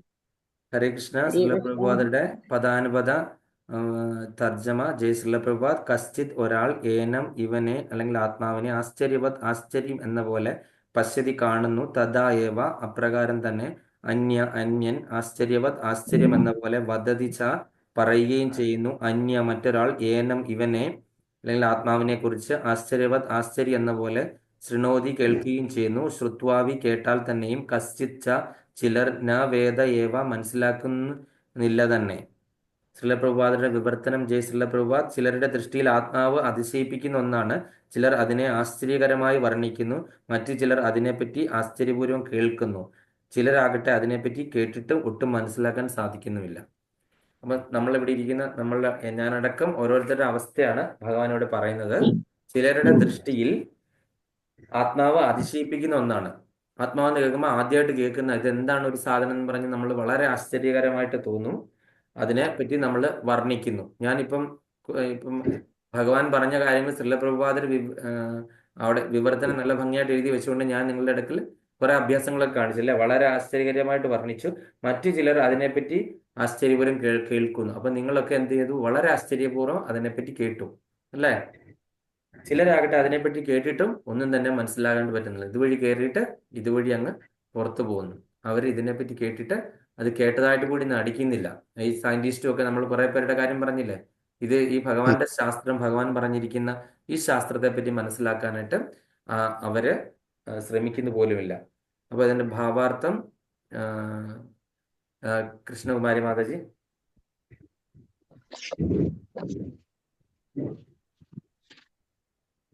ഗീതോപനിഷത്തെ മിക്കവാറും ഉപനിഷത്ത് സിദ്ധാന്തങ്ങൾ അടിസ്ഥാനപ്പെടുത്തിക്കൊണ്ടുള്ളതാകിയാൽ ഈ സൂക്തം കഠോപനിഷത്തിൽ 1-2-7 കാണുന്നതിന് അത്ഭുതമില്ല. ശ്രവണയാപി ബഹുപിഗോ ന ലഭ്യ ശൃണ്വന്തോ ബഹുവന വിദ്യുത് ആശ്ചര്യോ വക്ത കുശലോസ്യ ലബ്ധ ആശ്ചര്യോസ്യ ജ്ഞാത കുശലാനുശിഷ്ട. ഭീമാകാരമായ ഒരു മൃഗത്തിന്റെ ശരീരത്തിലും പടുകൂറ്റൻ വിടവക്ഷത്തിലും 1 ഇഞ്ച് മാത്രം വരുന്ന സ്ഥലത്ത് ഉൾക്കൊള്ളുന്ന കോടാനുകോടി അതിശക്തികൾ ജീവാണുക്കളിൽ ഓരോന്നിലും അണുമാത്രനായ ആത്മാവെ കുടികൊള്ളുന്നു എന്നത് വിസ്മയകരമത്രേ.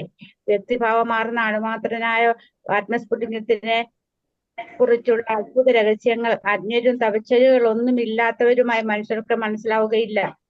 പ്രപഞ്ചത്തിലെ പ്രഥമ ജീവസത്തയായ ബ്രഹ്മാവിന് ജ്ഞാനം പകർന്നുകൊടുത്ത പ്രമാണികൻ ഒരു പക്ഷെ ഇത് വിശദീകരിച്ചു കൊടുത്തു എന്നിരിക്കലും അവർക്കിത് മനസ്സിലാവുകയില്ല. നന്നേ സൂക്ഷ്മമായ ഒരു അണുവിന് ഏറ്റവും വലുതും അതേസമയം ഏറ്റവും ചെറുതുമാകാൻ കഴിയുമെന്ന് സ്ഥൂലമായ ഭൗതികതാബോധമുള്ളത് കൊണ്ട് ആധുനിക മനുഷ്യരിൽ ബഹുഭൂരിപക്ഷത്തിനും ചിന്തിക്കാനാവില്ല. അവർ ആത്മാവിനെ ഘടന കൊണ്ട് വർണ്ണവിഷയമെന്ന നിലയ്ക്ക് ആശ്ചര്യമെന്ന് കരുതുന്നു. മായാമോഹിതരായ ജനങ്ങൾ ഇന്ദ്രിയ സംതൃപ്തിക്ക് വേണ്ടിയുള്ള വസ്തുക്കളിൽ ആകൃഷ്ടരായിത്തീരുന്നു. ആത്മജ്ഞാനം ഇല്ലാത്തത് മൂലം നിലനിൽപ്പിന് വേണ്ടിയുള്ള സമരം പരാജയത്തിലേക്ക് കലാശിക്കുക എന്നത് വാസ്തവമാണെങ്കിൽ അവർക്ക് ആ വസ്തുത മനസ്സിലാക്കാൻ സാധിക്കുന്നില്ല. ആത്മാവിനെ പറ്റി ചിന്തിച്ചുകൊണ്ട് തന്നെ ഭൗതിക ക്ലേശങ്ങൾക്ക് പരിഹാരം ഉണ്ടാക്കാമെന്ന് പലർക്ക് അറിഞ്ഞുകൂടാ എന്ന് വരാം. ആത്മാവിനെ കുറിച്ച് അറിയാൻ താല്പര്യമുള്ള ചില തദ്വിഷയങ്ങൾ ചർച്ച ചെയ്യുന്ന സദസ്സുകളിലോ സത്സംഗങ്ങളിലോ പങ്കെടുക്കുന്നുണ്ടാവാം. എങ്കിലും ചിലപ്പോൾ അറിവില്ലായ്മ കാരണം പരമാത്മാവും അണുമാത്രനായ ആത്മാവും സ്ഥൂല സൂക്ഷ്മ വ്യത്യാസമെന്നെ ഒന്ന് തന്നെ എന്ന് തെറ്റിദ്ധരിക്കാൻ സാധിക്കും. പരമാത്മാവെ, അണുമാത്രനായ ജീവാത്മാവ് എന്നിവയുടെ നില, അവരവരുടെ പ്രവർത്തനങ്ങൾ, പരസ്പര ബന്ധം, അവയെ സംബന്ധിച്ച മറ്റു ചെറുതും വലുതുമായ വിവരങ്ങൾ ഇതെല്ലാം ഒറ്റമറ്റ രീതി ഗ്രഹിച്ചിട്ടുള്ളവരെ കണ്ടെത്താൻ പ്രയാസമുണ്ട്. ഈ ആത്മജ്ഞാനം കൊണ്ട് പൂർണ്ണമായ പ്രയോജനം നേടിയ ആത്മാവിന്റെ നില എങ്ങനെയാണെന്ന് വിവിധ കാഴ്ചപ്പാടുകളിൽ കൂടി വിവരിച്ചു തരുവാൻ കഴിവുള്ള ഒരാളെ കണ്ടെത്താൻ അതിലേറെ പ്രയാസമുണ്ട്. ഏതു വിധത്തിലെങ്കിലും ആത്മാവിനെ കുറിച്ചുള്ള വസ്തുതകൾ അറിയാൻ സാധിച്ചാൽ മനുഷ്യന് ജീവിതം സഫലമായി. മറ്റു സിദ്ധാന്തങ്ങളിലേക്ക് തിരിഞ്ഞു പോകാതെ സർവോത്തമനായ ശ്രീകൃഷ്ണ ഭഗവാൻ ഭഗവത്ഗീതയിൽ പറഞ്ഞതിനെ അംഗീകരിക്കുക എന്നതാണ് ആത്മാവിനെ പറ്റി അറിയാനുള്ള ഏറ്റവും ലളിതമായ മാർഗം. മാത്രമല്ല, കൃഷ്ണനെ പരമദിവ്യോത്തമ പുരുഷനായി സ്വീകരിക്കാൻ ഒരാൾ മുൻ ജന്മത്തിലോ ഈ ജന്മത്തിലോ ഒട്ടേറെ തപസ്സും ത്യാഗവും അനുഷ്ഠിച്ചേ തീരും. ഒരു പരിശുദ്ധ കൃഷ്ണഭക്തന്റെ അഹിതവുകമായ കരുണ കൊണ്ട് മാത്രമേ ഒരാൾക്ക് കൃഷ്ണനെ അതേപടി അറിയാൻ കഴിയും. മറ്റു മാർഗമില്ല. ഹരേ കൃഷ്ണ. ഹരേ കൃഷ്ണ. ലാസ്റ്റ് പറഞ്ഞ സെന്റൻസുകളൊക്കെ അടിവരയിടേണ്ടതാണ് അല്ലേ? അപ്പം നമ്മൾ ഈ ആത്മാവിനെ പറ്റി, നമ്മൾ ഈ ആത്മജ്ഞാനത്തെ പറ്റി ഇങ്ങനെ ക്ലാസ് എടുത്തു കഴിഞ്ഞ് നമ്മൾ വളരെ ആശ്ചര്യത്തോടെ ഞാൻ പറയുന്നു, അതുപോലെ നിങ്ങൾ കേൾക്കുന്നു. അപ്പോൾ അവിടെ ഭഗവാൻ പറഞ്ഞു, അർജുനൻ കേട്ടു, അതുപോലെ തന്നെ ശ്രീലപ്രഭാതൻ നമ്മളോട് പറഞ്ഞു തന്നു. നമ്മളത് കേട്ടിട്ട് ചിലരെന്ത് ചെയ്യും, അത് കേട്ടിട്ട് ഈ ചെവിയൊക്കെ കേട്ടിട്ട് അങ്ങ് വിട്ടുകളയും അല്ലേ? അതങ്ങ് മൈൻഡ് ചെയ്യത്തില്ല. ഇതൊക്കെ എവിടെയോ എന്തൊക്കെയോ പറഞ്ഞ് ആരൊക്കെയോ എന്തോ പറഞ്ഞിരിക്കുന്നു, അതിലൊന്നും ഒരു കാര്യവും ഇല്ല. എന്താണ് ഇത് മുഴുവനും?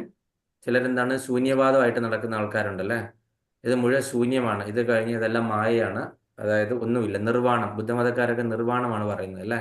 ഈ ജീവിതം കഴിഞ്ഞാൽ വേറൊരു ജീവിതമില്ല, പുനർജന്മമില്ല, ആത്മാവെന്ന് പറഞ്ഞൊരു സംഭവം അവർ വിശ്വസിക്കുന്നില്ല. ഈ ജീവിതം അതുകൊണ്ട് തന്നു, ഈ പാപകർമ്മങ്ങളുടെ ഫലം അങ്ങനത്തെ ഒന്നും അനുഭവിക്കേണ്ടതില്ല എന്നുള്ള രീതിയിൽ ആ ഒരു സിദ്ധാന്തം അങ്ങനെ പോകുന്നു. അദ്വൈതികൾ പറയുന്നു നമ്മൾ ജീവാത്മാവും പരമാത്മാവും ഒന്നാകുന്നു എന്ന് പറഞ്ഞ് അവരങ്ങനെ നടക്കുന്നു. മായാവാദികൾ ഭഗവാൻ രൂപമില്ല എന്ന് പറഞ്ഞ് അങ്ങനെ നടക്കുന്നു.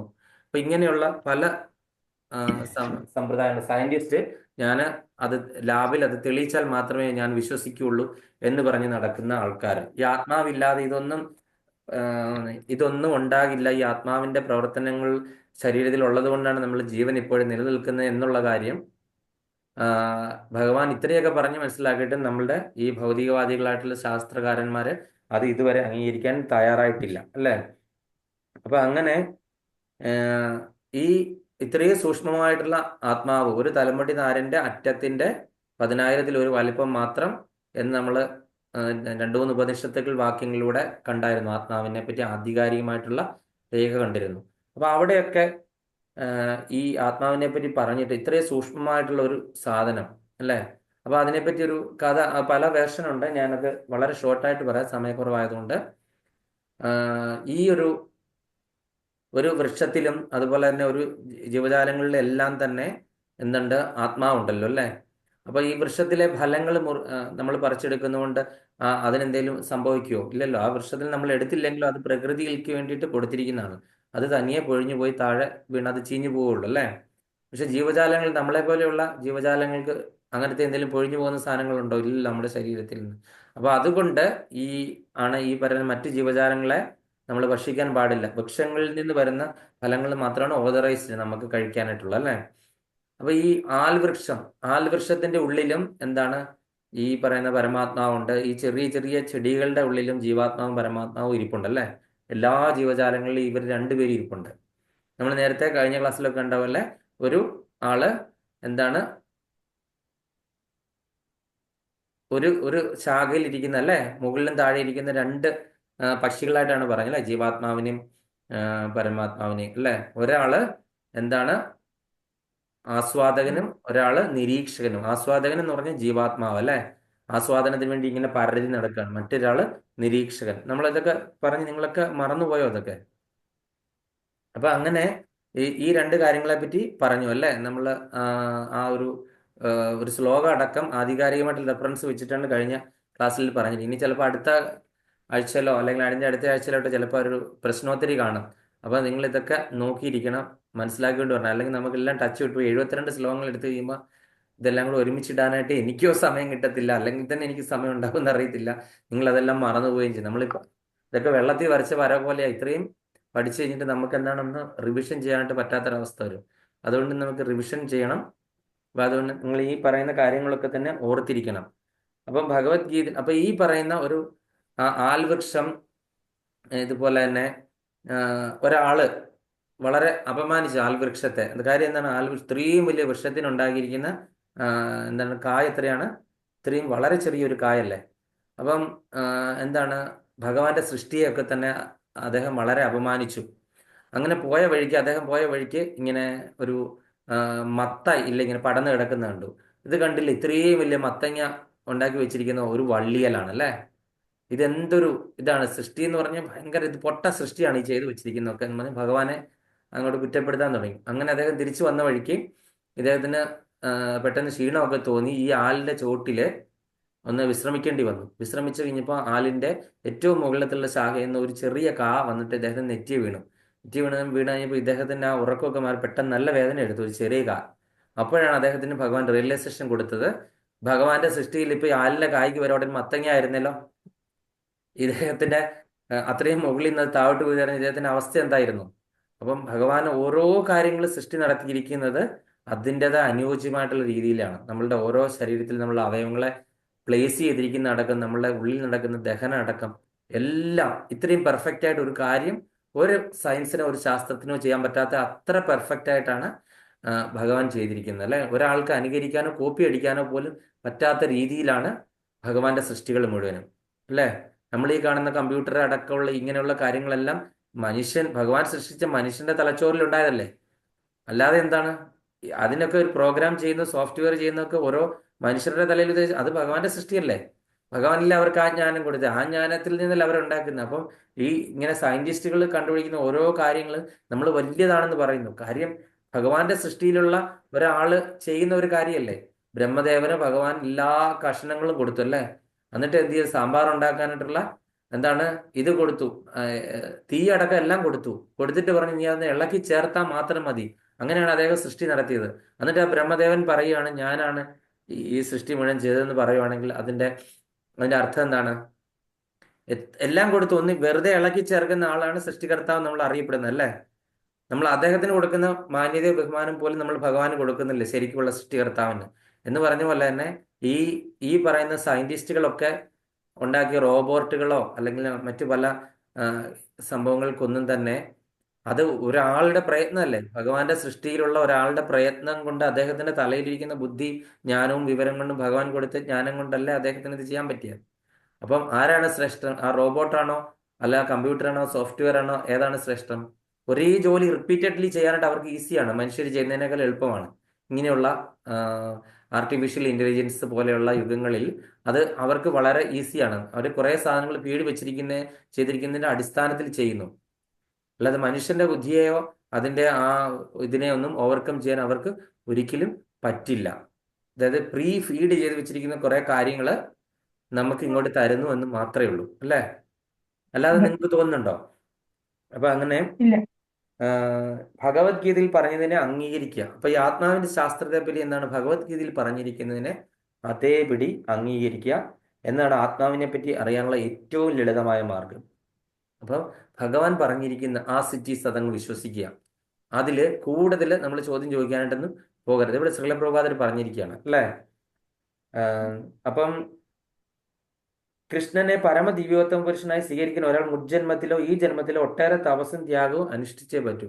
അപ്പൊ ഭഗവാനാണ് പരമദിവ്യോത്തമ പുരുഷൻ എന്ന് പറയുമ്പോൾ നമുക്ക് ഉടനെ സംശയമായി, ദേവിയാണോ മഹാദേവനാണോ, ഇങ്ങനെയുള്ള സംശയങ്ങളായി അല്ലേ. അപ്പൊ നമുക്ക് വീണ്ടും അംഗീകരിക്കാൻ പറ്റത്തില്ല. അപ്പൊ പിന്നെ എന്താണ്, ഭഗവാനാണ് പരമദിവ്യോത്തമ പുരുഷൻ എന്ന് അംഗീകരിച്ചാൽ മാത്രമേ ഭഗവത്ഗീത നമുക്ക് മനസ്സിലാക്കാനായിട്ട് പറ്റുള്ളൂ. അപ്പോൾ ഒരു പരിശുദ്ധ കൃഷ്ണഭക്തന്റെ അഹൈതികമായ കരുണ കൊണ്ട് മാത്രമേ ഒരാൾക്ക് കൃഷ്ണനെ അതേപടി അറിയാൻ പറ്റുള്ളൂ. ഒരു കൃഷ്ണഭക്തനായ ഒരാള് നമുക്ക് നല്ല രീതിയിൽ ക്ലാസ് എടുത്ത് പറഞ്ഞ് മനസ്സിലാക്കിയാൽ അദ്ദേഹത്തിന്റെ കാരുണ്യം കൊണ്ട് മാത്രമേ നമുക്കിത് മനസ്സിലാക്കാൻ പറ്റുള്ളൂ എന്ന് ശ്രീല പ്രഭുപാദരിവിടെ പറഞ്ഞിരിക്കുകയാണ്. വേറെ മാർഗങ്ങളൊന്നുമില്ല എന്ന് പറഞ്ഞിരിക്കുക. അത് ഈ ഒരു ശ്ലോകത്തിലെ ഏറ്റവും ഇമ്പോർട്ടൻ്റ് ആയിട്ടുള്ള ഭാഗം അത് താഴെയാണ് പറഞ്ഞിരിക്കുന്നത്. അത് അടിവരെ ഇട്ട് വെക്കുക. ഇനി അടുത്ത് 30-ാമത്തെ ശ്ലോകം. ദേഹി നിത്യമവദ്യോയം ദേഹേ സർവസ്യ ഭാരത തസ്മാത് സർവാണി ഭൂതാനി ന ത്വം ശോചിതുമർഹസി. ദേഹി നിത്യമവദ്യോയം ദേഹേ സർവസ്യ ഭാരത തസ്മാത് സർവാണി ഭൂതാനി ന ത്വം ശോചിതുമർഹതി. ശ്രീല പ്രഭുപാദരുടെ വിവർത്തനം. ജയ് ശ്രീല പ്രഭുപാദ്.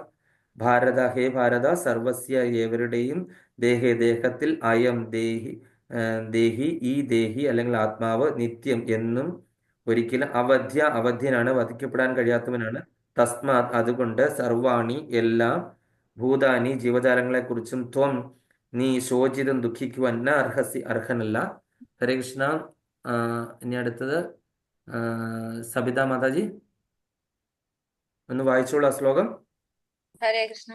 ദേഹി നിത്യമവദ്യോയം ദേഹേ സർവസ്യ ഭാരത തസ്മാത് സർവാണി ഭൂതാനി ന ത്വം ശോചിതുമർഹസി. ഹരേ കൃഷ്ണ. ഹരേ കൃഷ്ണ. ഭാരതി മാതാജി. ഹരേ കൃഷ്ണ പ്രഭു. ഓം നമോ ഭഗവതേ വാസുദേവായ.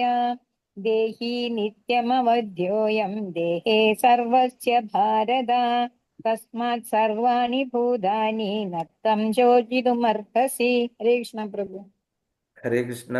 ശ്രീല പ്രഭുപാദരുടെ വിവർത്തനം. ഹേ ഭാരത, ദേഹി അല്ലെങ്കിൽ ദേഹത്തിൽ വസിക്കുന്ന സത്ത അനശ്വരനാണ്, അതിനെ കൊല്ലുവാൻ ആർക്കും സാധ്യമല്ല. അതുകൊണ്ട് ഏതൊരു ജീവനെ കുറിച്ചും നീ വ്യസനിക്കേണ്ടതില്ല. അപ്പം ഇവിടെ പറഞ്ഞിരിക്കുകയാണ് ദേഹി എന്ന് പറഞ്ഞു കഴിഞ്ഞാൽ ദേഹത്തിൽ വസിക്കുന്ന സത്ത. ആ സത്ത നമ്മുടെ ശരീരത്തിൽ നിന്ന് വിട്ടുപോകുമ്പോഴാണ് നമ്മൾ എന്താണ് പറയുന്നത്, ചത്തുപോകുന്നത് എന്ന് പറയുന്നത് അല്ലേ. സത്ത് ശരീരത്തിൽ നിന്ന് പോകുമ്പോഴത്തേനും നമ്മൾ എന്താണ്, ചത്തുപോയി, ജഡമായി അല്ലേ. അപ്പം ദേഹത്തിൽ വസിക്കുന്ന സത്ത അനശ്വരനാണ്, അതിനെ കൊല്ലുവാൻ ആർക്കും സാധ്യമല്ല. അതുകൊണ്ട് ഏതൊരു ജീവനെ കുറിച്ചും, അതുകൊണ്ട് ഒരു ജീവജാലങ്ങളെ കുറിച്ചും നീ വ്യസനിക്കേണ്ടത് ആവശ്യമില്ല. ഈ പറയുന്ന ദേഹിയെ നശിപ്പിക്കാനായിട്ട് ഒരു ആയുധങ്ങൾ കൊണ്ടോ, കാറ്റ്, മഴ, വെയില്, അങ്ങനെയുള്ള പ്രകൃതിയുടെ ഏത് ഇതും കൊണ്ടോ ഒന്നുകൊണ്ടോ സാധ്യമല്ലാത്തതുണ്ട്. കാര്യം ഭഗവാന്റെ അംശം ആത്മാവ് ആണ്. അതുകൊണ്ട് അത് നിത്യനും അജനും ശാശ്വതനും പരിണാമമില്ലാത്തതുമാണ്. അതുകൊണ്ട് അതിനൊരു മാറ്റവും സംഭവിക്കുകയില്ല. അതുകൊണ്ട് നീ എന്തിനാണ് വ്യസനിക്കേണ്ട ആവശ്യം വരുന്നത്. ഹരേ കൃഷ്ണ. രാധിക മാതാജി അതിന്റെ ഭാവാർത്ഥം വായിക്കും. हरे हरे कृष्णा. भावार्थम वे श्रील प्रभुपाद की जय. ശ്രീ ഭഗവാൻ പരിണാമാതീതനായ ആത്മാവിനെ കുറിച്ചുള്ള വിവരണം ഇവിടെ നിർത്തുകയാണ്. ഭഗവാൻ ശ്രീകൃഷ്ണൻ അനശ്വരനായ ആത്മാവിനെ വിവിധ രീതികളിൽ വർണ്ണിച്ചതിനു ശേഷം ആത്മാവ് നാശരഹിതനും ശരീരം നശ്വരവുമാണെന്ന് സ്ഥാപിക്കുന്നു. അതുകൊണ്ട് ഒരു ക്ഷത്രിയൻ എന്ന നിലയ്ക്ക് അർജുനൻ തന്റെ മുത്തച്ഛനായ ഭീഷ്മനും ഗുരുവര്യനായ ദ്രോണനും യുദ്ധത്തിൽ മരിച്ചേക്കുമെന്ന് ഭയന്ന് കർത്തവ്യ നിർവഹണത്തിൽ നിന്ന് പിന്മാറാൻ പാടില്ല. ഭൗതിക ശരീരത്തിന് അതീതമായി ഒരു ആത്മാവുണ്ടെന്ന് ശ്രീകൃഷ്ണനെ പ്രമാണമാക്കി നാം മനസ്സിലാക്കണം. ആത്മാവ് എന്നൊന്ന് ഇല്ലെന്നോ രാസപദാർത്ഥങ്ങളുടെ സമ്മിശ്രണ ഫലമായി ഭൗതിക പരിണാമത്തിന്റെ ഒരു പ്രത്യേക ഘട്ടത്തിൽ ജീവന്റെ ലക്ഷണം ആവിർഭവിക്കുകയാണെന്നോ പറയുന്നതല്ല ശരി. ആത്മാവിന് ശാശ്വത ഉണ്ടെന്നിരിക്കലും ഹിംസ അശാസ്യമല്ല. എങ്കിലും ഒരു യുദ്ധത്തിൽ ഹിംസയുടെ അത്യാവശ്യം വരുമ്പോൾ അതിനെ അപലപിക്കാനും കഴിയും. അനുസരിച്ച് ആ ആവശ്യം പൂർത്തീകരിക്കപ്പെടണം. എന്നാൽ അത് തന്നിഷ്ടപ്രകാരം ആകരുത്. ഹരേ കൃഷ്ണ. ഹരേ കൃഷ്ണ. അപ്പൊ ഇതിൽ നിന്ന് നമ്മൾ മനസ്സിലാക്കേണ്ടത് എന്താണ്? ഈ ആത്മാവിനെ പറ്റിയുള്ള വിവരണം ഈ 30-ാമത്തെ ശ്ലോകം കൊണ്ട് ഭഗവാൻ അങ്ങ് നിർത്തുവാണ്. അപ്പോൾ അതുകൊണ്ട് ആത്മാവ് നാശരഹിതനും ശരീരം നശ്വരവുമാണെന്ന് നമ്മൾ ഇവിടെ ഇതും കൊണ്ട് നമ്മൾ ഉറച്ചു വിശ്വസിക്കുക. ഈ ശ്ലോകം കൊണ്ട് നമ്മൾ വിശ്വസിച്ചേ മതിയാവുള്ളൂ. അതിനുള്ള തെളിവുകൾ, കാരണങ്ങളടക്കം ഭഗവാനും ശ്രീലപ്രഭുപാദരും നമ്മൾ ഇതുവരെ പറഞ്ഞതെന്ന് മനസ്സിലാക്കി. അപ്പോൾ ഒരു ക്ഷത്രിയൻ എന്ന നിലയ്ക്ക് അർജുനൻ തന്റെ മുത്തച്ഛനായ ഭീഷ്മനും ഗുരുവരനായ ദ്രോണനും യുദ്ധത്തിൽ മരിച്ചേക്കുമെന്ന് ഭയന്ന് കർത്തവ്യ നിർവഹണത്തിൽ നിന്ന് പിന്മാറാനായിട്ട് പാടില്ല. ഒരു ക്ഷത്രിയൻ എന്നാണ് അദ്ദേഹത്തിന്റെ ധർമ്മം നിർവഹിക്കണം. അതായത് നമ്മളിപ്പം എക്സാമ്പിൾ പറയുകയാണെന്നുണ്ടെങ്കിൽ, നമ്മൾ ഇപ്പം ഇന്ത്യ അതിർത്തിയിൽ താമസിക്കുന്ന ആൾക്കാർ ചിലപ്പം പിതാവും മാതാവും അങ്ങ് അവിടെ ആയിരിക്കും, പാകിസ്ഥാന്റെ കൂടെ ആയിരിക്കും. അതുപോലെ പുത്രൻ ഇവിടെ ആയിരിക്കും ജോലി, ഇന്ത്യയിലെ പട്ടാളത്തിലായിരിക്കും ജോലി ചെയ്യുന്നത്. അവർ അവിടുത്തെ പട്ടാളത്തിലാണെന്ന് വിചാരിച്ചത് പിതാവ്. ഒരു യുദ്ധം ഉണ്ടായി കഴിഞ്ഞാൽ പിതാവാണ് അവിടെ നിൽക്കുന്നതെന്ന് പറഞ്ഞിട്ട് ഈ പറയുന്ന മകനായിട്ടുള്ള സോൾജിയറിന് പിന്മാറാൻ പറ്റുമോ? ആ ഒരു പിതാവിനെ വധിച്ചുകൊണ്ട് അദ്ദേഹത്തിന് എന്തെങ്കിലും പാപകർമ്മങ്ങൾ ഏക്കുവോ? ഇല്ല, ഒരിക്കലും ഇല്ല. കാര്യം എന്താണ്? അദ്ദേഹത്തിന്റെ ഡ്യൂട്ടി രാജ്യരക്ഷയാണ്, അല്ലേ?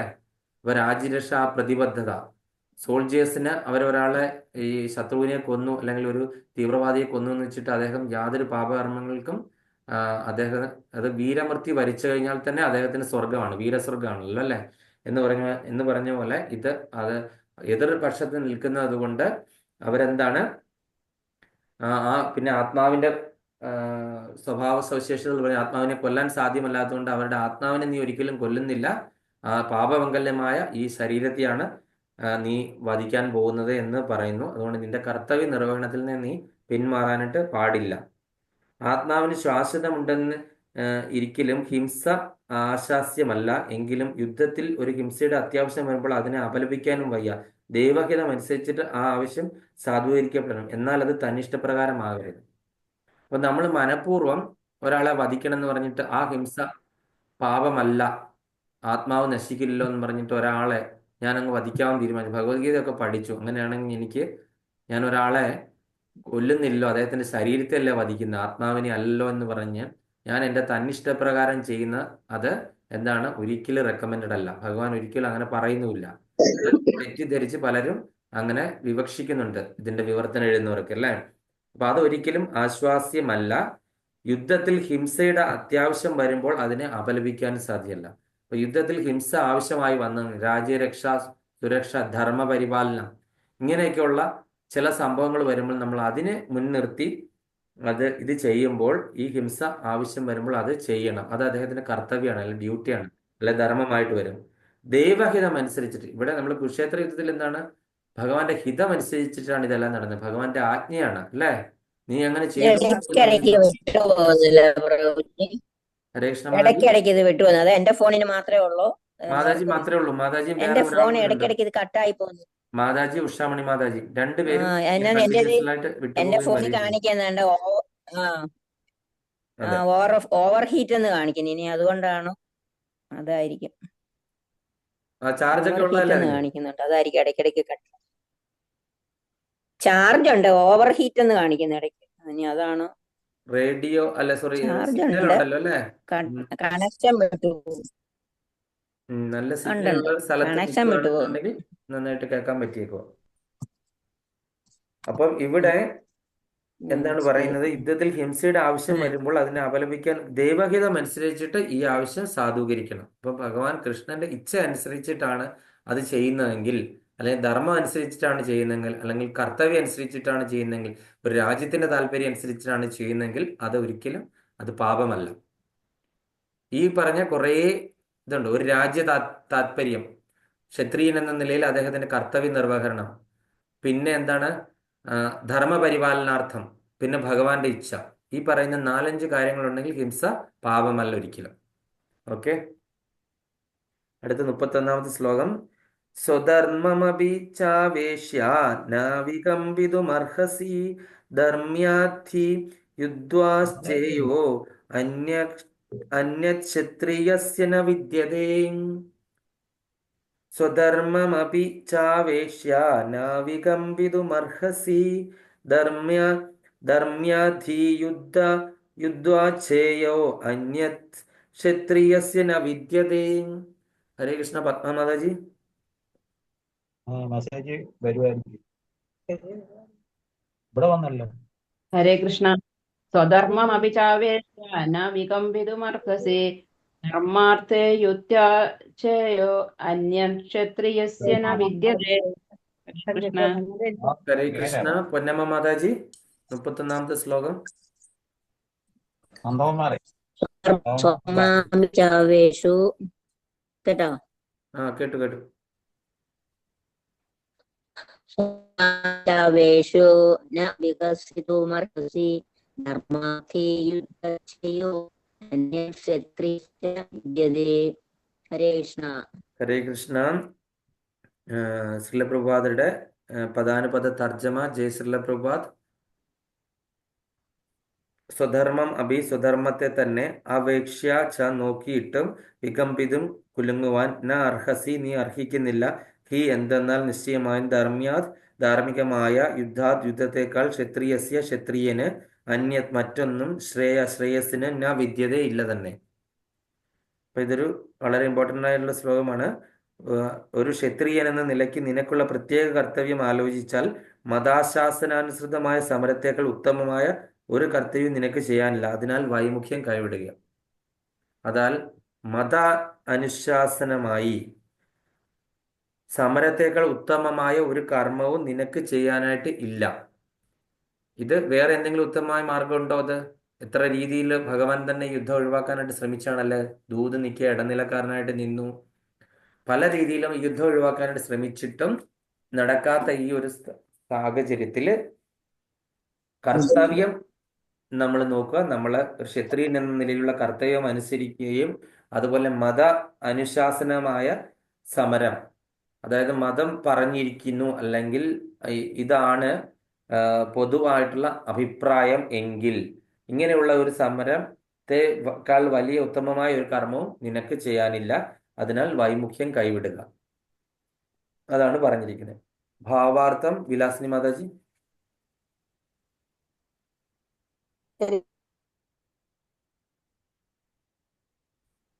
സാമൂഹ്യ ഭരണ വ്യവസ്ഥയനുസരിച്ച് മനുഷ്യനെ 4 വിഭാഗങ്ങളായി തിരിച്ചിട്ടുള്ളതിൽ സദ്ഭരണം നടത്തേണ്ട രണ്ടാമത്തെ കൂട്ടരാണ് ക്ഷത്രിയർ. ക്ഷത് എന്ന വാക്കിന് മുറിവേൽപ്പിക്കുക എന്നാണ് അർത്ഥം. ഉപദ്രവത്തിൽ നിന്ന് രക്ഷിക്കുന്നവനത്രേ ക്ഷത്രിയൻ. പ്രായതയെ രക്ഷപ്പെടുത്തുക. ക്ഷത്രിയർ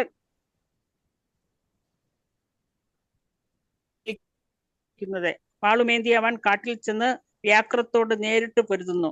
മരിച്ച വ്യാഘ്രത്തിന്റെ ശവം രാജകീയ വിട്ടുപോകുന്നുണ്ടോ? അതെ അതെ, ഇടയ്ക്കിടയ്ക്ക് വിടുന്നുണ്ട്.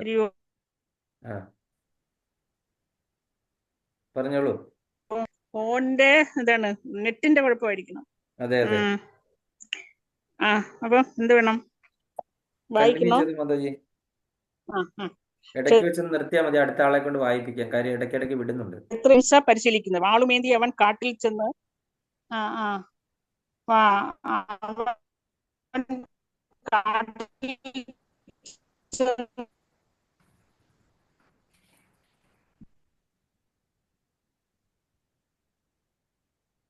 വ്യാഘ്രത്തോട് നേരിട്ട് രാജകീയ നിർത്തി പോകുന്നു. ചിലപ്പോൾ ആവശ്യമായിരുന്നതിനാൽ വെല്ലുവിളിയിലും കൊലയിലും ക്ഷത്രിയർക്ക് പ്രത്യേക പരിശീലനം നൽകാറുണ്ട്. നേരെ സന്യാസാശ്രമം സ്വീകരിക്കുന്നത് അവർക്ക് നിഷിദ്ധമാണ്. രാഷ്ട്രീയ തന്ത്രമായേക്കാം, എന്നാൽ ഇത് ഒരിക്കലും തത്വാധിഷ്ഠിതമല്ല. അതന്നെ മത അനുശാസനങ്ങളിൽ ഇപ്രകാരം കാണുന്നു.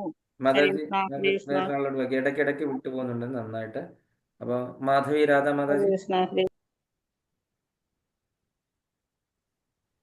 Madhavi Radha Mataji mike on ആക്കൂ.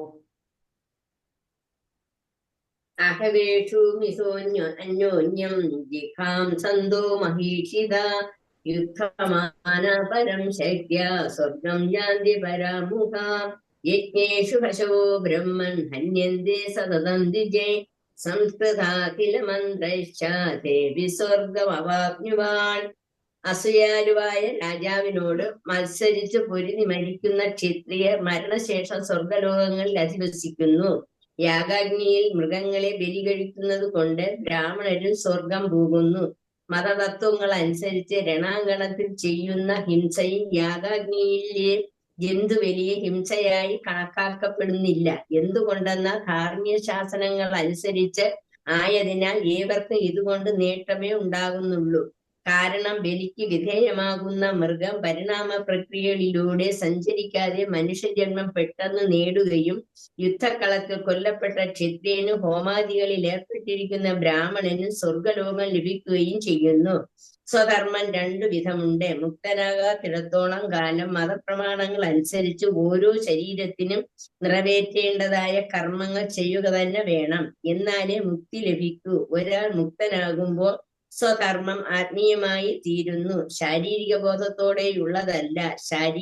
ശരീരബോധത്തോടു കൂടിയ ജീവിതത്തിൽ ബ്രാഹ്മണർക്കും ക്ഷത്രിയർക്കും അവരുടേതായ കർത്തവ്യങ്ങളുണ്ട്. ഇവയെ ഒഴിവാക്കാൻ സാധ്യമല്ല. സ്വധർമ്മം എന്നത് ഈശ്വര കൽപ്പിതമാണ്.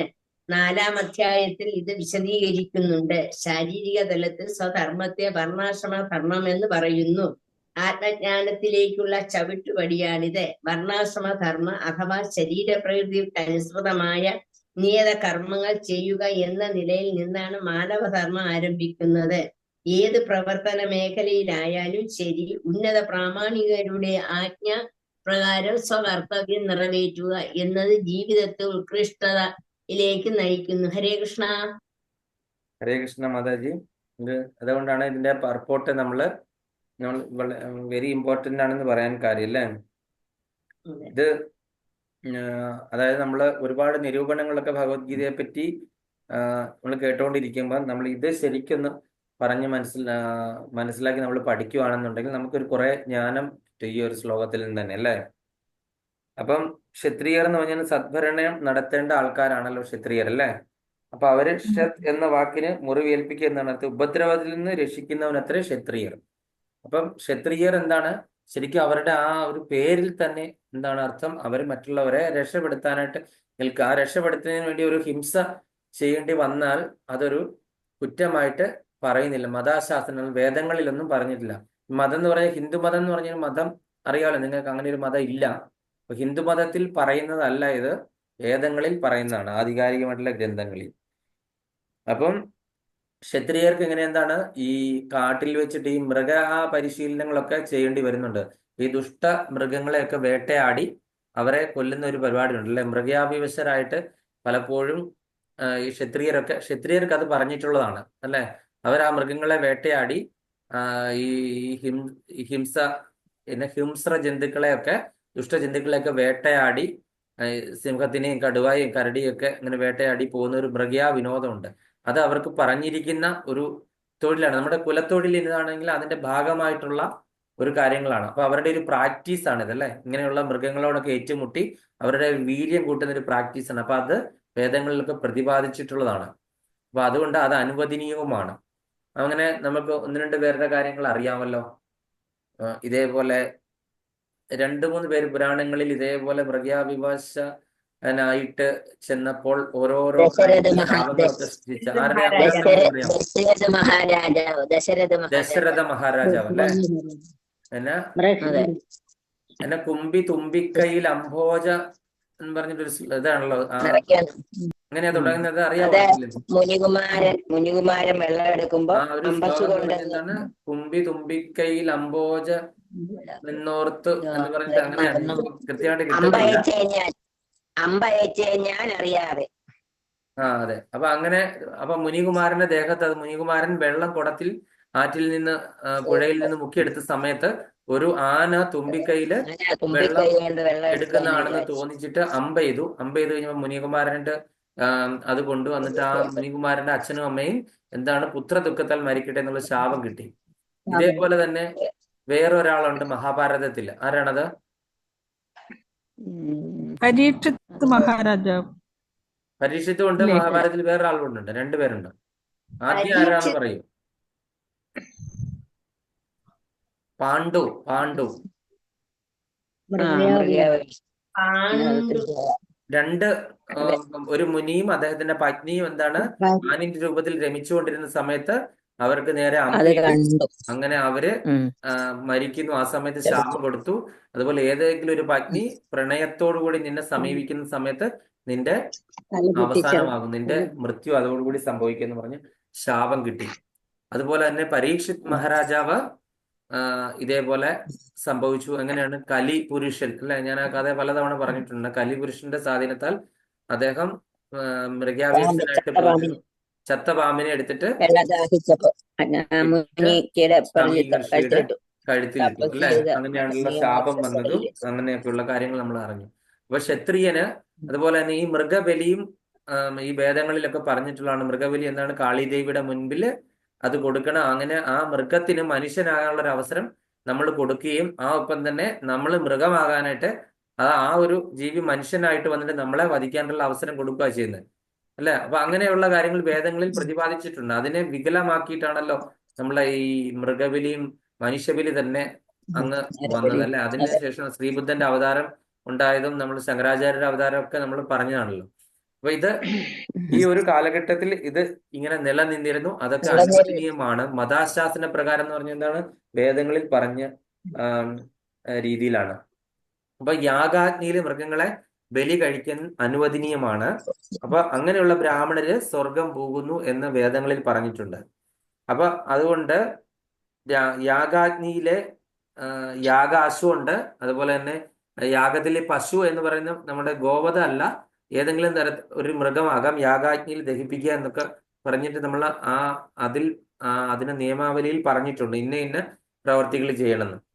അപ്പം അതിനെ ഒരു ഹിംസയായിട്ട് കണക്കാക്കപ്പെടുന്നില്ല. എന്തെന്നാൽ ധാർമ്മിക അനുശാസനങ്ങൾ അനുസരിച്ച് ഏവർക്കും ഇതുകൊണ്ട് നേട്ടമേ ഉണ്ടാകുന്നുള്ളൂ.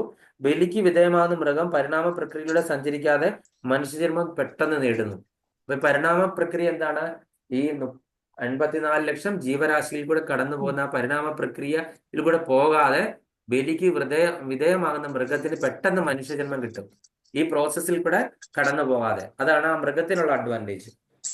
യുദ്ധക്കളത്തിൽ കൊല്ലപ്പെട്ട ക്ഷത്രിയനും ഹോമാദികളിൽ ഏർപ്പെട്ടിരുന്ന ബ്രാഹ്മണനും സ്വർഗലോകം ലഭിക്കുകയും ചെയ്യും. അപ്പൊ അതിന്റെ കർമ്മിയായിട്ടിരിക്കുന്ന ബ്രാഹ്മണനും മറ്റുള്ള ആ യുദ്ധക്കളത്തിൽ കൊല്ലപ്പെട്ട ക്ഷത്രിയനും ഒക്കെ തന്നെ എന്താണ്? സ്വർഗലോകം, വീരസ്വർഗം.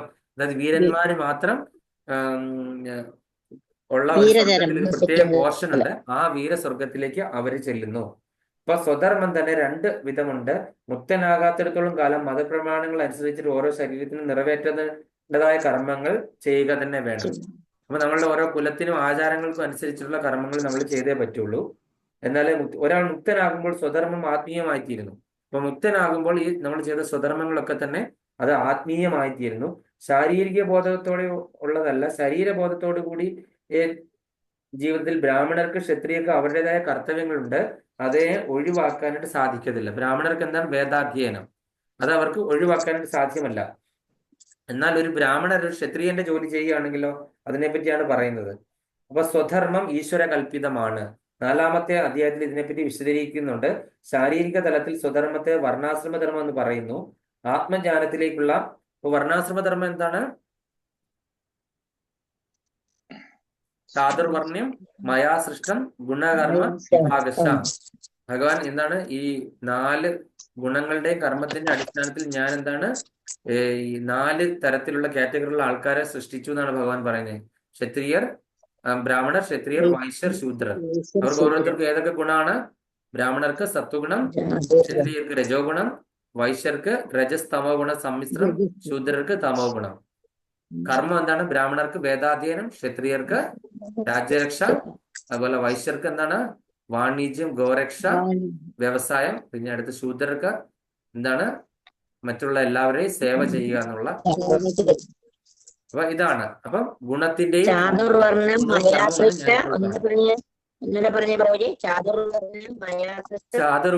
മയാ സൃഷ്ട്യം ഗുണകർമ്മ വിഭാഗശ എന്നാണ് ഭഗവാൻ പറഞ്ഞത്. ഞാനാണ് സൃഷ്ടിച്ചത്.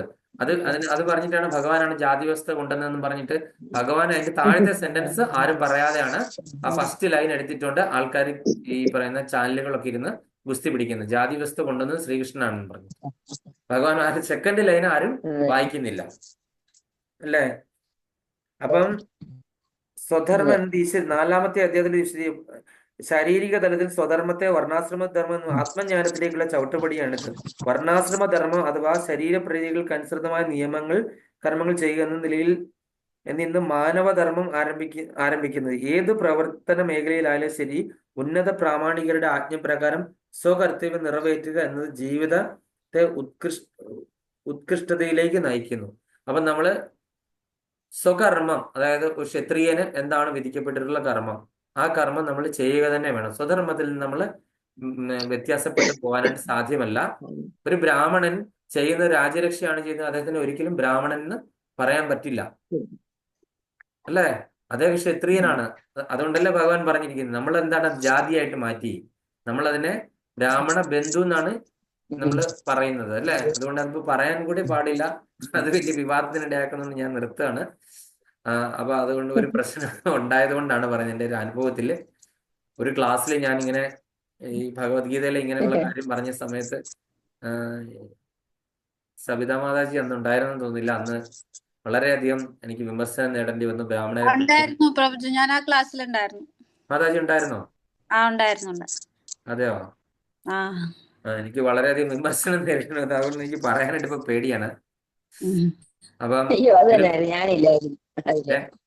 ഞാൻ കേട്ടില്ല, ഞാനില്ലായിരുന്നായിരിക്കും. ഇവിടുത്തെ ക്ലാസ്സിലല്ല മാതാജി, ഈ നമ്മൾ പ്രേമ വൃന്ദാവനത്തിലെ ക്ലാസ്സിലല്ല, ദ്വാരകാധാമിലെ ക്ലാസ്സിൽ ഞാൻ അവിടെ ഇടയ്ക്ക് എടുക്കാറുണ്ട്. അപ്പൊ ഈ സവിതാ മാതാജി ഒക്കെ ആ ഒരു ക്ലാസ്സിലുള്ളതാണ്. അവിടെ ഇപ്പൊ ഞാനിത് കമ്പൈൻ ചെയ്തിരിക്കുകയാണ്, കാര്യം ഒരു കുറച്ച് നാളത്തേക്കിന്. അതുകൊണ്ടാണ്. അപ്പൊ അതുകൊണ്ട് നമ്മൾ എന്താണ് പറയുന്ന, അപ്പൊ ഒരു ബ്രാഹ്മണനാകുവോ ബ്രാഹ്മണന്റെ നിയതകർമ്മത്തിൽ നിന്ന് വ്യതിചലിച്ചു കഴിഞ്ഞാൽ? അപ്പൊ അതുകൊണ്ട് അതൊരു ജാതിയല്ല, കർമ്മത്തിന്റെയും അതുപോലെ തന്നെ അദ്ദേഹത്തിന്റെ ബുദ്ധിന്റെ അടിസ്ഥാനത്തിലാണ് അദ്ദേഹം ഈ നമ്മള് ബ്രാഹ്മണ ക്ഷത്രിയർ വൈശ്യർ ശൂദ്രൻ എന്ന് പറയുന്നത്. അതുപോലെ തന്നെ ഒരു ശൂദ്രനും എന്താണ് ബ്രാഹ്മണനാകാം, അദ്ദേഹം ബ്രാഹ്മണ്യം പ്രാക്ടീസ് ചെയ്യുവാണെങ്കിൽ. ശൂദ്രകുലത്തിലാണ് പറയുന്നത്. അച്ഛനും അമ്മ ശൂദ്രനാണ്, ചെയ്തുകൊണ്ടിരുന്ന പ്രവൃത്തി ശൂദ്രനാണ്. എപ്പോഴെങ്കിലും ഒരു അജ്ഞാത സുഹൃത്തിയാൽ ഒരു വൈഷ്ണവന്റെ അല്ലെങ്കിൽ ബ്രാഹ്മണന്റെ കൃപ കൊണ്ട് ഒരു ശൂദ്രകുലത്തിൽ പിറന്ന ഒരാൾക്ക് ബ്രാഹ്മണനായിട്ട് വരാൻ സാധിക്കും. അല്ലാതെ ആ ശൂദ്രൻ ഒരു ജാതിയല്ല. ആ ഒരു കാര്യം വ്യക്തമായിട്ട് മനസ്സിലാക്കണം. അത് കുറച്ച് കഴിഞ്ഞപ്പോഴത്തേനും പിന്നെ ഈ വിദേശീയരുടെ ഇൻഫ്ലുവൻസും ഒക്കെ വന്നു കണ്ട് ഒരിക്കലും നമ്മളെ ഒന്നാകാനായിട്ട് അനുവദിക്കുന്നില്ല. ഭിന്നിപ്പിച്ച് ഭരിക്കുക എന്നുള്ള തന്ത്രത്തിൽ കൂടെ രാഷ്ട്രീയക്കാരും ഇതേ ജാതിവ്യവസ്ഥ മുതലെടുത്തിട്ട് മുന്നോട്ട് പോവാണ്. അപ്പൊ അത് നമ്മൾ മനസ്സിലാക്കേണ്ട കാര്യമാണ്. സമയം തീരാറായല്ലേ? അടുത്ത 32ാമത്തെ ശ്ലോകം. എദൃച്ഛയാ ചോപപന്നം സ്വർഗദ്വാരാമപാവൃതം സുഖിന ക്ഷത്രിയ പാർത്ത ലഭന്തെ യുദ്ധമീദൃശം. എദൃച്ഛയാ ചോപപന്നം സ്വർഗദ്വാരാമപാവൃതം സുഖിന ക്ഷത്രിയ പാർത്ത ലഭന്തെ യുദ്ധമീദൃശം. ഹരേ കൃഷ്ണ. രതിദേവി മാതാജി.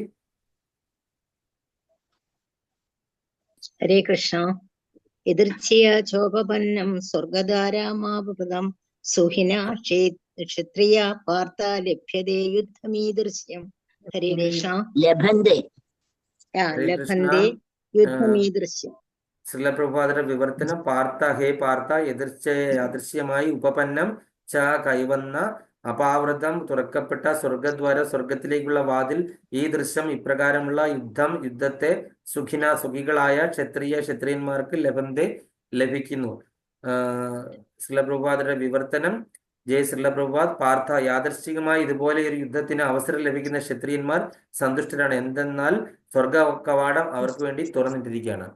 അതായത് ക്ഷത്രിയന്മാരൊക്കെ തന്നെ എന്താണ് ഒരു യുദ്ധം കിട്ടാനായിട്ട് അവര് കാത്തിരിക്കുകയാണ്. കാര്യം അവരതിൽ മരണമോ വിജയമോ പരാജയമോ അല്ല, അവരുടെ കർമ്മം ചെയ്യുവാണല്ലേ. അപ്പൊ അതിൽ മരിക്കുവാണെങ്കിൽ എന്താണ് അവരുടെ സ്വർഗ കവാടം അവർക്ക് വേണ്ടിയിട്ട് തുറന്നിട്ടിരിക്കുക എന്നുള്ള കാര്യം ഭഗവാൻ ഇവിടെ വ്യക്തമാക്കി പറയുന്നു. മരിക്കുവാണെങ്കിൽ എന്താണ് വീരസ്വർഗം പ്രാപിച്ചു, വീരന്മാർക്ക് മാത്രം ഇരിക്കാനായിട്ടുള്ള സ്വർഗം. അതിന്റെ ഭാവാർത്ഥം ജ്ഞാനാംബിക മാതാജി. ഹരേ കൃഷ്ണ. ഭാവാർത്ഥം. പൊരുതുന്നത് കൊണ്ട് ഒരു നന്മയും ഞാൻ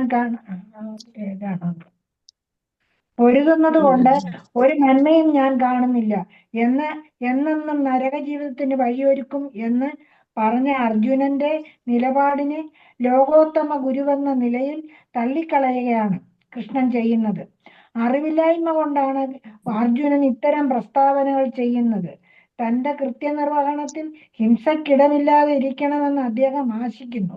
ഒരു ക്ഷത്രിയൻ യുദ്ധരംഗത്ത് അഹിംസാ തൽപരനായി നിൽക്കുക എന്നത് വിഡ്ഢികളുടെ തത്വശാസ്ത്രമാണ്.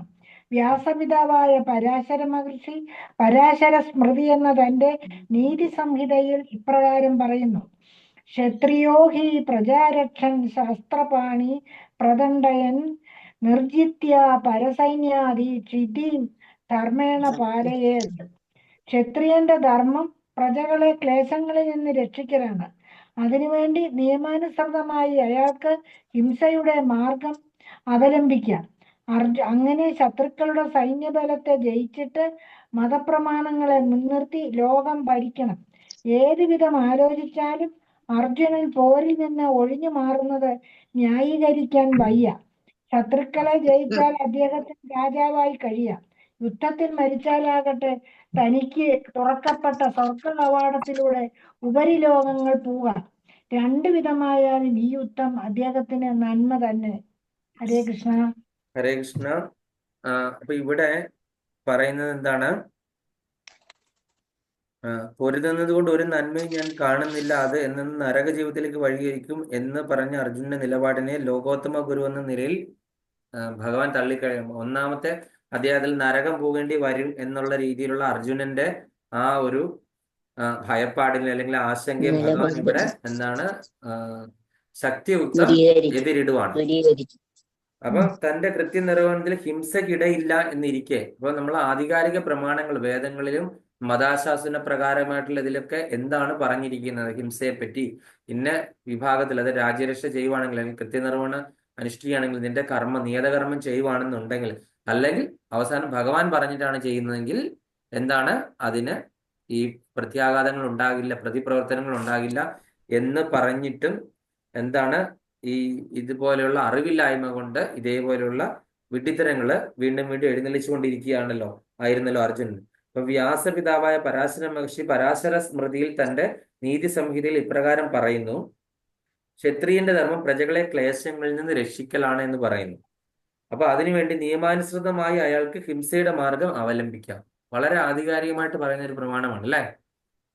അപ്പം പട്ടാളക്കാര് ആരെങ്കിലും എന്തെങ്കിലുമൊക്കെ ഒരു ശത്രുക്കളെ അല്ലെങ്കിൽ തീവ്രവാദികളെ ഒക്കെ നമ്മുടെ രാജ്യത്തിന്റെ സുരക്ഷയ്ക്ക് പ്രശ്നമായിട്ടുള്ള ആൾക്കാർ നുഴഞ്ഞു കയറാൻ ശ്രമിക്കുമ്പോൾ അവരെ വധിച്ചു കഴിഞ്ഞു കഴിഞ്ഞാൽ അവർക്ക് അതിന്റെ ഏതെങ്കിലും അവർക്കോ അവരുടെ കുടുംബത്തിനോ അല്ലെങ്കിൽ മക്കൾക്കോ കൊച്ചുമക്കളോ ഏതെങ്കിലും ഇതുപോലൊരു പാപം അല്ലെങ്കിൽ കൊലപാതകം ചെയ്തതിന്റെ കർമ്മ അനുഭവിക്കേണ്ടി വരുമോ? ഇല്ല. കാര്യം ഈ രാജ്യത്തെ 33 കോടി ജനങ്ങൾക്ക് വേണ്ടിയിട്ടാണ് അദ്ദേഹം അത് ചെയ്തത് അല്ലെ. അല്ലെങ്കിൽ അദ്ദേഹത്തിന് വേണ്ടിയിട്ട് പ്രത്യേക താല്പര്യം ഉണ്ടായിട്ടല്ല ചെയ്തത്. അദ്ദേഹത്തിന്റെ കർത്തവ്യം അദ്ദേഹം ചെയ്തിരിക്കുകയായിരുന്നു അല്ലെ. ഇന്ത്യ ഗവൺമെന്റ് അദ്ദേഹത്തിന് പൈസ കൊടുക്കുന്നത് എന്തിനു വേണ്ടിയിട്ടാണ്? രാജ്യരക്ഷയ്ക്ക് വേണ്ടിയിട്ടാണ് അദ്ദേഹത്തിന് ശമ്പളം കൊടുക്കുന്നത് അല്ലെ. അപ്പൊ അതുകൊണ്ട് അദ്ദേഹം ഹിംസയുടെ മാർഗം അവലംബിക്കുന്ന ആധികാരികമായിട്ട് പരാശര സംഹിത എടുത്തുകൊണ്ട് വന്നാണ് ശ്രീലപ്രഭാതൻ നമ്മളോട് പറയുന്നത്. നമ്മളെ പോലുള്ള സാധാരണക്കാർക്ക് ഇതൊന്നും ഉൾക്കൊള്ളാൻ പറ്റത്തില്ല അല്ലെ. അവസാനം ഫൈനലി ഇത് പറഞ്ഞെന്ന് കൊലപാതകമല്ലേ എന്ന് ഈ അടുത്ത ദിവസം ഞാൻ ഒരാൾ പറഞ്ഞു. നിങ്ങൾ ഈ പറഞ്ഞ തത്വമൊക്കെ പറഞ്ഞോട്ടെ, ഫൈനലി ഒരു കൊല തന്നെയല്ലേ ചെയ്യുന്നത് എന്നൊക്കെ പറഞ്ഞ് ചില ആൾക്കാർ വളരെ വാചക കസരത്ത് കൊണ്ട് നമ്മളെ വീഴിക്കാൻ നോക്കും. അപ്പൊ ഇത് ആധികാരികമായിട്ട് പറഞ്ഞിരിക്കുകയാണ് അല്ലെ. അങ്ങനെ ശത്രുക്കളുടെ സൈന്യബലത്തെ ജയിച്ചിട്ട് മതപ്രമാണങ്ങളെ മുൻനിർത്തി ലോകം ഭരിക്കണം. അപ്പൊ ശത്രുക്കളുടെ സൈന്യബലത്തെ ജയിച്ചിട്ട് മതപ്രമാണങ്ങളെ അനുസരിച്ചിട്ട് വേദങ്ങൾ ഈ മേളിൽ പറഞ്ഞ പ്രമാണം അനുസരിച്ചിട്ട് നീ ലോകം ഭരിക്കണം. ഏതുവിധം ആലോചിച്ചാലും അർജുനന് പോരിൽ നിന്ന് ഒഴിഞ്ഞു മാറുന്നത് ന്യായീകരിക്കാനായിട്ട് സാധിക്കുകയില്ല. ശത്രുക്കളെ ജയിച്ചാൽ അദ്ദേഹത്തിന് എന്താണ് രാജാവായിട്ട് വാഴാം. യുദ്ധത്തിൽ മരിച്ചാലാകട്ടെ തനിക്കായി തുറക്കപ്പെട്ട സ്വർഗ കവാടങ്ങളിലൂടെ ഉപരിലോകങ്ങൾ പോകാം. ഇവൻ രണ്ടായാലും അഡ്വാൻറ്റേജ് ആണ്. അതായത് അദ്ദേഹം അവരെ പരാജയപ്പെടുത്തി കഴിഞ്ഞു കഴിഞ്ഞാൽ അദ്ദേഹത്തിന് രാജാവായിട്ട് രാജ്യം ഭരിക്കാം. ഈവൻ ആ യുദ്ധത്തിൽ മരിച്ചു പോയി കഴിഞ്ഞാൽ പരാജയപ്പെട്ട് മരിക്കുവാണെങ്കിൽ കൂടിയും അദ്ദേഹത്തിന് വീരന്മാർ മാത്രം വസിക്കുന്ന ആ സ്വർഗത്തിന്റെ കവാടം തുറന്നിട്ട് അവിടെ കാത്തിരിക്കുകയാണ് അല്ലെ, ആ സ്വർഗത്തിലെ സുഖാനുഭവങ്ങൾ അനുഭവിക്കാൻ വേണ്ടിയിട്ട്. അപ്പൊ അതുകൊണ്ട് ഈ യുദ്ധം അദ്ദേഹത്തിന്റെ നന്മയ്ക്ക് തന്നെയാണ് എന്ന് ഭഗവാൻ ഇവിടെ പറഞ്ഞിരിക്കുകയാണ്. 33ാമത്തെ ശ്ലോകം: അത ചേത്വമിമം ധർമ്മ്യം സംഗ്രാമം ന കരിഷ്യസി തദ സ്വധർമ്മം കീർത്തിചാഹിത്വാ പാപമവാപ്സ്യസി. അത ചേത്വമിമം ധർമ്മ്യം സംഗ്രാമം ന കരിഷ്യസി തദാ സ്വധർമ്മം കീർത്തി ചാഹിത്വാ ചാപമവാപ്സ്യസി. അഥ അതുകൊണ്ട് ത്വം നീ ധാർമ്മികമായ ഇമം സംഗ്രാമം ഈ യുദ്ധത്തെ ന കരിഷ്യസി ചേത് ചെയ്യുകയില്ലെങ്കിൽ തഥാ പിന്നെ സ്വധർമ്മത്തെയും കീർത്തിയെയും ഹിത്യ ത്യജിച്ചിട്ട് പാപത്തെ അവസ്യാസി പ്രാപിക്കും. ഹരേ കൃഷ്ണ. ഭാരതി മാതാജി അതിന്റെ വിവർത്തനം ഒന്ന് വായിച്ച്. ഹരേ കൃഷ്ണ പ്രഭു. പാർത്ഥ, യാദൃച്ഛികമായി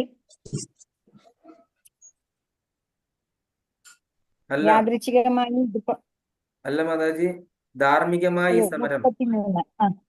അല്ല, ധാർമ്മികമായ ഈ സമരം നീ ചെയ്യുന്നില്ലെങ്കിലോ സ്വന്തം കടമ നിറവേറ്റുന്നത് കൊണ്ട് നീ തീർച്ചയായും പാപം കയ്യേൽക്കും. യുദ്ധവീരൻ എന്ന നിന്റെ യശസ് നഷ്ടപ്പെടുകയും ചെയ്യും. ഹരേ കൃഷ്ണ.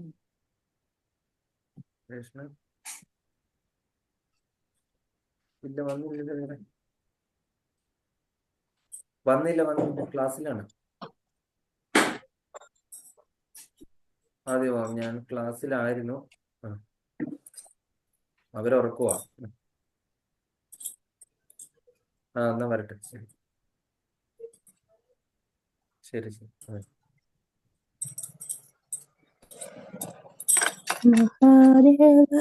അപ്പൊ എന്താണ് പറഞ്ഞത്? ധാർമ്മികമായ ഈ സമരം നീ ചെയ്യുന്നില്ലെങ്കിലോ സ്വന്തം കടമ നിറവേറ്റാതിരുന്നത് കൊണ്ട് നീ തീർച്ചയായും പാപം കൈയേൽക്കും. യുദ്ധവീരൻ എന്ന നിന്റെ യശസ് നഷ്ടപ്പെടുകയും ചെയ്യും. അപ്പൊ ഒരു ക്ഷത്രിയൻ എന്നാൽ ഇത്രയും വലിയൊരു അദ്ദേഹത്തിന് ഒരു ഇത് കിട്ടാണ്ടോ? യുദ്ധത്തിൽ നിന്ന് പേടിച്ച് ഒളിച്ചോടിപ്പോയി കഴിഞ്ഞാൽ ഒരു ക്ഷത്രിയന്റെ ഒരു അവസ്ഥ എന്താകും? അദ്ദേഹത്തിന് ഇതിൽ കൂടുതൽ ഒരു നാണക്കേട് സഹിക്കാനായിട്ട് പറ്റുമോ? ഇല്ല. യുദ്ധത്തിൽ നിന്ന് പിന്തിരിഞ്ഞ് ഓടിക്കഴിഞ്ഞു കഴിഞ്ഞാൽ അത്ര വലിയൊരു നാണക്കേട് സഹിക്കാനല്ലോ ഒരു ക്ഷത്രിയനെ സംബന്ധിച്ച്. ജീവൻ പോകുന്നതെന്ന് വെച്ച് കഴിഞ്ഞാൽ വീരമൃത്യുവാണ്. പക്ഷെ യുദ്ധത്തിൽ നിന്ന് പിന്തിരിഞ്ഞ് ഓടിക്കഴിഞ്ഞു കഴിഞ്ഞാൽ അതിൽ നിന്ന് ഏൽക്കുന്ന അപമാനം എന്ന് പറഞ്ഞാൽ വളരെ കൂടുതലാണ്. അപ്പം അതിൽ നിന്നുണ്ടാകുന്ന പാപവും നീ കൈയേൽക്കേണ്ടി വരും. സ്വധർമ്മം ചെയ്യാതിരുന്നതിന്റെ, അല്ലെങ്കിൽ പിന്തിരിഞ്ഞ് ഓടിയതിനെ, അല്ലെങ്കിൽ രാജ്യരക്ഷ ചെയ്യാതിരുന്നതിനെ, അല്ലെങ്കിൽ ധർമ്മം ചെയ്യാതിരുന്നതിന്റെ പാപം ഏൽക്കേണ്ടി വരുമെന്നും ഇവിടെ പറഞ്ഞിരിക്കുകയാണ്. അതുകൊണ്ട് അതിന്റെ ഭാവാർത്ഥം എന്താണ് പറയുന്നത്? ലൈല മാതാജി.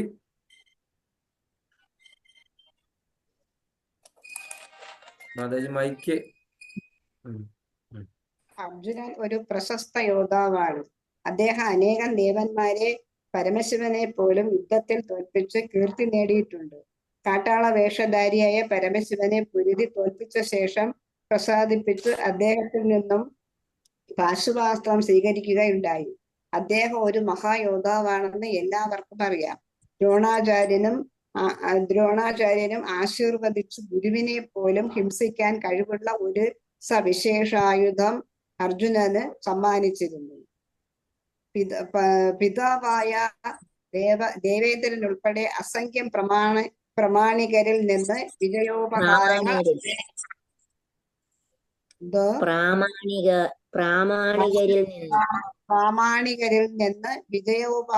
വിജയോപഹാരങ്ങൾ അദ്ദേഹം നേടിയിട്ടുണ്ട്. എങ്കിലും ഈ യുദ്ധത്തിൽ നിന്ന് ഒഴിഞ്ഞു മാറിയാൽ ക്ഷത്രിയൻ എന്ന നിലയിൽ തനിക്കുള്ള കടമ നിറവേറ്റിയില്ലെന്ന് വരും. അതിനു പുറമെ ഇതേവരെ നേടിയ സൽകീർത്തിയും നഷ്ടപ്പെടും. തനിക്ക് നരകത്തിലേക്ക് വഴിയൊരുക്കലാവൂ അത്. മറ്റൊരു വിധത്തിൽ പറഞ്ഞാൽ യുദ്ധം ചെയ്യുന്നത് കൊണ്ടല്ല, അതിൽ നിന്ന് വിട്ടുനിൽക്കൽ കൊണ്ടാണ് അദ്ദേഹത്തിന് നരകം പോകേണ്ടി വരുന്നത്. ഹരേ കൃഷ്ണ. അപ്പൊ ഇവിടെ നമ്മള് കണ്ടല്ലേ, പാശുപതാസ്ത്രം പാർത്ഥന് നൽകിയ പശുപതി അല്ലയോ നീ എന്ന് പറഞ്ഞ് കേട്ടിട്ടില്ല അല്ലെ? മഹാദേവനെ വരെ ആ യുദ്ധത്തിൽ തോൽപ്പിച്ചതാണ് അല്ലെ? അതായത് ഇന്ദ്രൻ അവിടെ പന്നിയായിട്ട് വന്നു, മഹാദേവനും കാട്ടാളനായിട്ട് വന്നു. അങ്ങനെ ഈ പന്നിക്ക് നേരെ അർജുനനും അതുപോലെ തന്നെ മഹാദേവനും ഒരുപോലെ അമ്പെയ്തു. അപ്പം ഇതിന്റെ അവകാശി ആണെന്ന് തർക്കം ഉണ്ടായി. അങ്ങനെ ഇവര് തമ്മിൽ യുദ്ധം ചെയ്യുന്നു. അധികപരമായ യുദ്ധത്തിൽ മഹാദേവന് ഒപ്പം നിൽക്കാനായിട്ട് സാധിച്ചു. കാര്യം ദ്രോണരല്ലേ വിദ്യ അഭ്യസിച്ചത്. ദ്രോണര് തന്നെ അദ്ദേഹത്തിനെ വധിക്കാൻ പോലും പ്രാപ്തമായിട്ടുള്ള അസ്ത്രങ്ങൾ ഇദ്ദേഹത്തിന് സമ്മാനിച്ചിട്ടുണ്ടായിരുന്നു. അതായത് ദ്രോണരെ ഇത് പഠിപ്പിച്ച ഗുരുവിനെ പോലും വധിക്കാനായിട്ടുള്ള അസ്ത്രവിദ്യ ഇതെല്ലാം പഠിപ്പിച്ചു കൊടുത്തിട്ടുണ്ടായിരുന്നു അർജുനന്. കാര്യം അത്രയ്ക്ക് പ്രീതനായിട്ട്. കാര്യം ദ്രോണർക്ക് ഏറ്റവും വലിയ ഒരു ഗുരുദക്ഷിണ കൊടുത്ത ആള് അർജുനനാണ്. എന്തായിരുന്നു ആ ഗുരുദക്ഷിണ? ഇതുപോലെ സുധാമാവ് ദ്രുപദ മഹാരാജാവിന് പിടിച്ചു സുധാമാവ് ഭഗവാനെ കാണാനായിട്ട് ദ്വാരകയിൽ പോയി, ഒരു സുഹൃത്ത് അല്ലെ. ഭഗവാൻ എന്ത് ചെയ്തു, എന്തൊക്കെയാ കാണിച്ചു, ഭഗവാൻ അവിടെ ഒരു ഭ്രാന്ത് കാണിക്കുകയായിരുന്നു അല്ലെ. ഭഗവാൻ എന്തൊക്കെയാ ചെയ്തെന്ന് ഭഗവാനും തന്നെ അറിയത്തില്ല. കെട്ടിപ്പിടിക്കുന്നു, കാല് കഴുകുന്നു, മെത്ത കയറ്റിയിരുത്തുന്നു, ആട്ടുന്നു, വീശുന്നു. അവിടെ കിടന്ന് കാണിച്ച പരാക്രമം കണ്ട് അവിടെ എല്ലാവരും അതിശയിച്ചു പോയി. ഇതേപോലെ ഒരു സുഹൃത്തിനെ കാണാൻ ദ്രോണർ ചെന്നാണ്. ആരാണ്? ദ്രുപദനെ, ദ്രൗപദിയുടെയും ദൃഷ്ടദ്യുമ്നന്റെ ഒക്കെ അച്ഛനായ ദ്രുപദനെ കാണാൻ ചെന്ന് കഴിഞ്ഞപ്പോൾ എന്താണ്, പഴയ ലോഹിയൊക്കെ വെച്ചുകൊണ്ട് ഇങ്ങോട്ട് വന്ന് വല്ലതും കിട്ടുമെന്ന് ഓർത്ത് വന്നു കഴിഞ്ഞു കഴിഞ്ഞാൽ അതൊന്നും നടക്കത്തില്ല. വേണമെങ്കിൽ ആ അടുക്കളയുടെ ആ ഭാഗത്ത് ചെല്ലുവാണ് എന്തെങ്കിലും കഴിച്ചിട്ട് പോകാം എന്നൊക്കെയുള്ള വളരെ പരുഷമായ, അല്ലെങ്കിൽ നീ എനിക്ക് സമനായിട്ട് വാ, ദരിദ്രനായ ഒരാൾക്ക് വന്നിട്ട് ഒരു രാജാവിന്റെ അടുക്കല് പണ്ടത്തെ ഗുരുകുലത്തിൽ ഒരുമിച്ച് പഠിച്ചാണെന്ന് എന്ന് വിചാരിച്ചിട്ട് ഇവിടെ വന്നിട്ട് എന്റെ മുൻപിൽ നിന്ന് സംസാരിക്കാനായിട്ട് യോഗ്യതയില്ല, അങ്ങനെയൊക്കെ പറഞ്ഞ് വളരെ അപമാനം ചെയ്തപ്പോൾ ഇതേ യോഗ്യത, മുൻപിൽ നിന്ന് സംസാരിക്കാനായിട്ടുള്ള യോഗ്യത ഉണ്ടാകാൻ വേണ്ടി എന്ത് ചെയ്തു, ഇദ്ദേഹം ആ ശിഷ്യന്മാരെ അതേ രീതിയിൽ പ്രാക്ടീസ് ചെയ്യിപ്പിച്ചു. അങ്ങനെ അർജുനൻ അതിനെ കൊണ്ട് എന്ത് ചെയ്യുന്നു, ഈ പറയുന്ന ദ്രോണരെ പിടിച്ചു കെട്ടി കൊണ്ടുവന്ന് ഗുരുവിന് കാഴ്ചയായിട്ട് കൊടുക്കുന്നു അല്ലെ. ഈ ദ്രുപദരെ ദ്രോണരുടെ മുൻപിൽ കാഴ്ചയായിട്ട് കൊണ്ട് വെക്കുന്നു അർജുനൻ. അങ്ങനെ ഗുരുദക്ഷിണ കൊടുത്തു. അങ്ങനെ എന്ത് ചെയ്യണം, അർദ്ധരാജാവായിട്ട്. പിന്നെ ദ്രോണർ എന്ത് ചെയ്തു, അതേപോലെ തിരിച്ച് നാണയത്തിൽ അങ്ങനെ പകരം വീട്ടിൽ അർദ്ധരാജാവായിട്ട് വെച്ചു. വളരെ അപമാനത്താൽ ദ്രോണരുടെ ആ ഒരു ഇതിൽ അശ്വത്ഥമാവിനെ കൊണ്ട് അവിടെ രാജ്യം, അദ്ദേഹത്തിന്റെ പകുതി രാജ്യം അശ്വത്ഥമാവിനെ ഏൽപ്പിച്ചു. അങ്ങനെ ഉള്ള ആ ഒരു ദ്രുപദന്റെ അഹങ്കാരമൊക്കെ ശമിപ്പിച്ചു.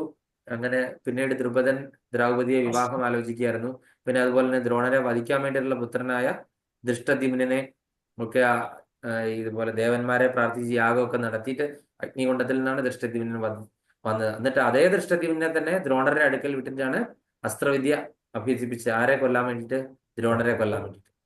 അപ്പൊ അങ്ങനെ ആയിരുന്നു. ഹരേ കൃഷ്ണ, കേറി പോരെ.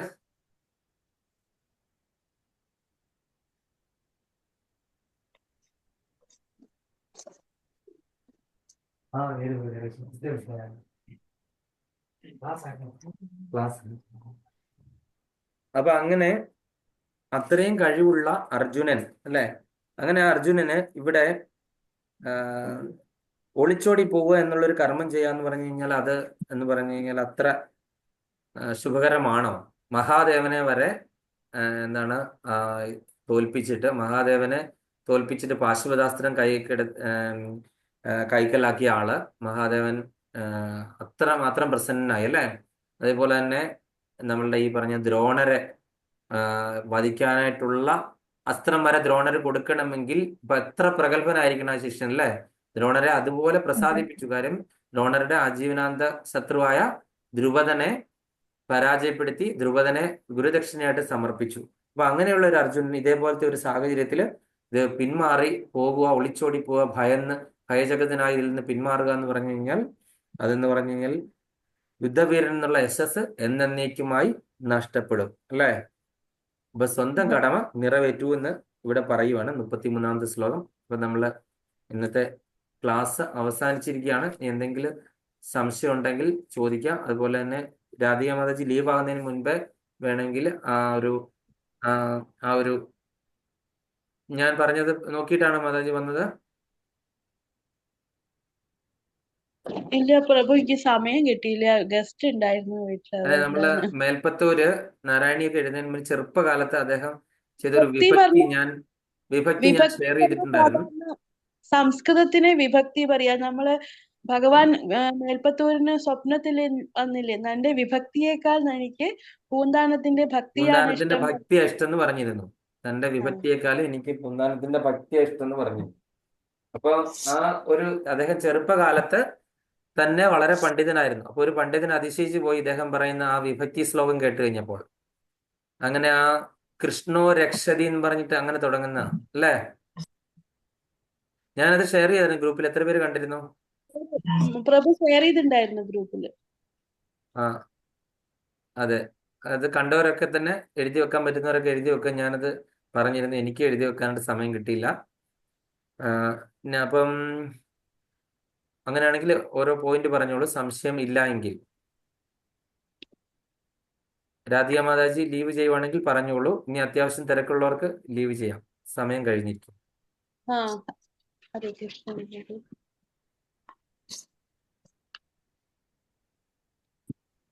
ജീവിതോട്ടെ. ഹരേ കൃഷ്ണ.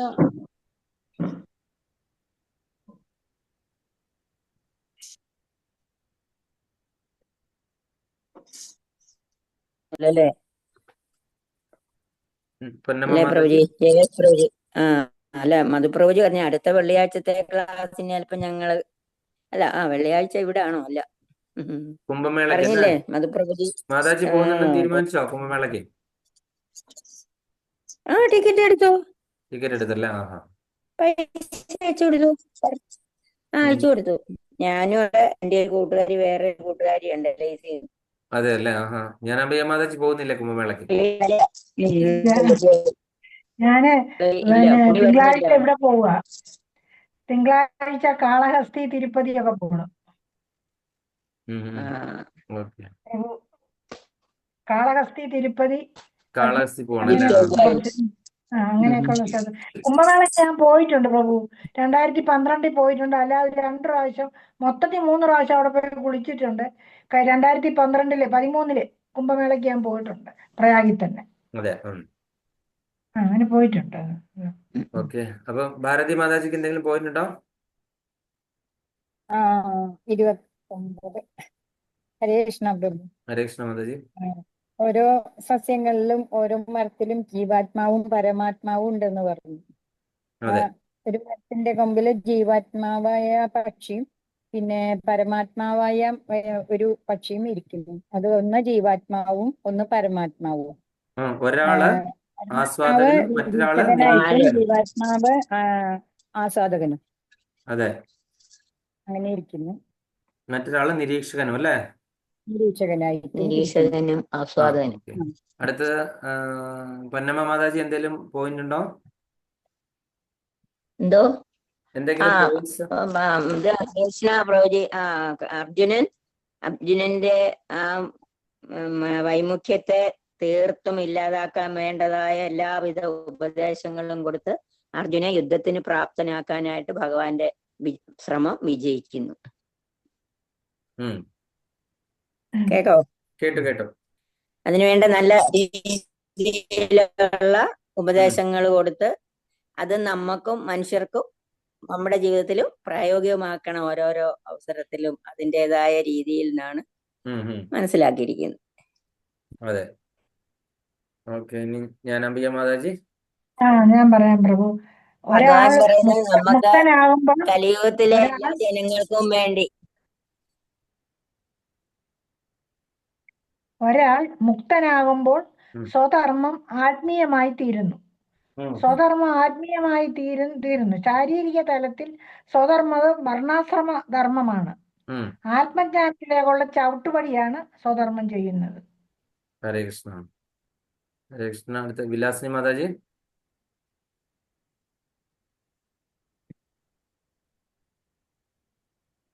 മാതാജി ഇല്ലേ? ഹരേ കൃഷ്ണ. ഹരേ കൃഷ്ണ. ആത്മാവ് ചിലരുടെ ദൃഷ്ടിയിൽ ആത്മാവ് അതിശയിപ്പിക്കുന്ന ഒന്നാണ്. ചിലർ അതിനെ ആശ്ചര്യകരമായി വർണ്ണിക്കുന്നു, മറ്റു ചിലർ അതിനെപ്പറ്റി ആശ്ചര്യപൂർവ്വം കേൾക്കുന്നു. ചിലരാകട്ടെ അതിനെപ്പറ്റി കേട്ടിട്ടും ഒട്ടും മനസ്സിലാക്കാൻ സാധിക്കുന്നില്ല. അത് അങ്ങനെ ആത്മാവിനെ കുറിച്ചുള്ളതാണ് അത്. പിന്നെ കേട്ടോ? ചെയ്തോളൂ.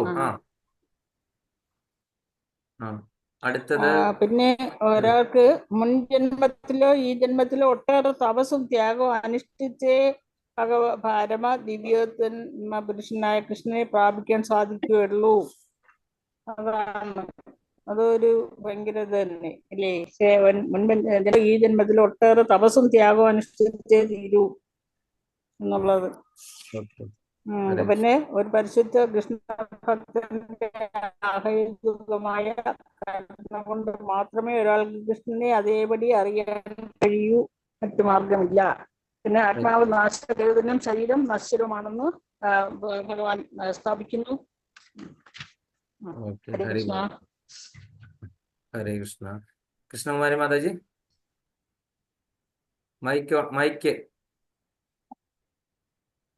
ആത്മാവിനെ പറ്റി നമുക്ക് അറിയണമെങ്കിൽ ഭഗവാൻ കൃഷ്ണൻ ഭഗവത്ഗീതയിൽ പറഞ്ഞിരിക്കുന്നത് വ്യക്തമായിട്ട് മനസ്സിലാക്കണം. അതേപടി മനസ്സിലാക്കണം അല്ലേ, അതേപടി വിശ്വസിക്കുക അല്ലെ, അംഗീകരിക്കുക, അത്രേ ഉള്ളൂ. ഒരു പരമമായ ഒരു പരിശുദ്ധ കൃഷ്ണഭക്തന്റെ അഹൗതുകമായ ഇതിന് മാത്രമേ നമുക്ക് ഭഗവാനെ കുറിച്ച് അറിയുവാൻ കാര്യങ്ങളുണ്ടെങ്കിൽ സാധിക്കുകയുള്ളൂ. മാത്രമേ ഉള്ളൂ നമുക്ക് ഭഗവാനെ പറ്റി മനസ്സിലാക്കാൻ സാധിക്കുള്ളൂ. കൃഷ്ണഭക്തന്റെ വായിൽ നിന്ന് തന്നെ അത് കേൾക്കണം.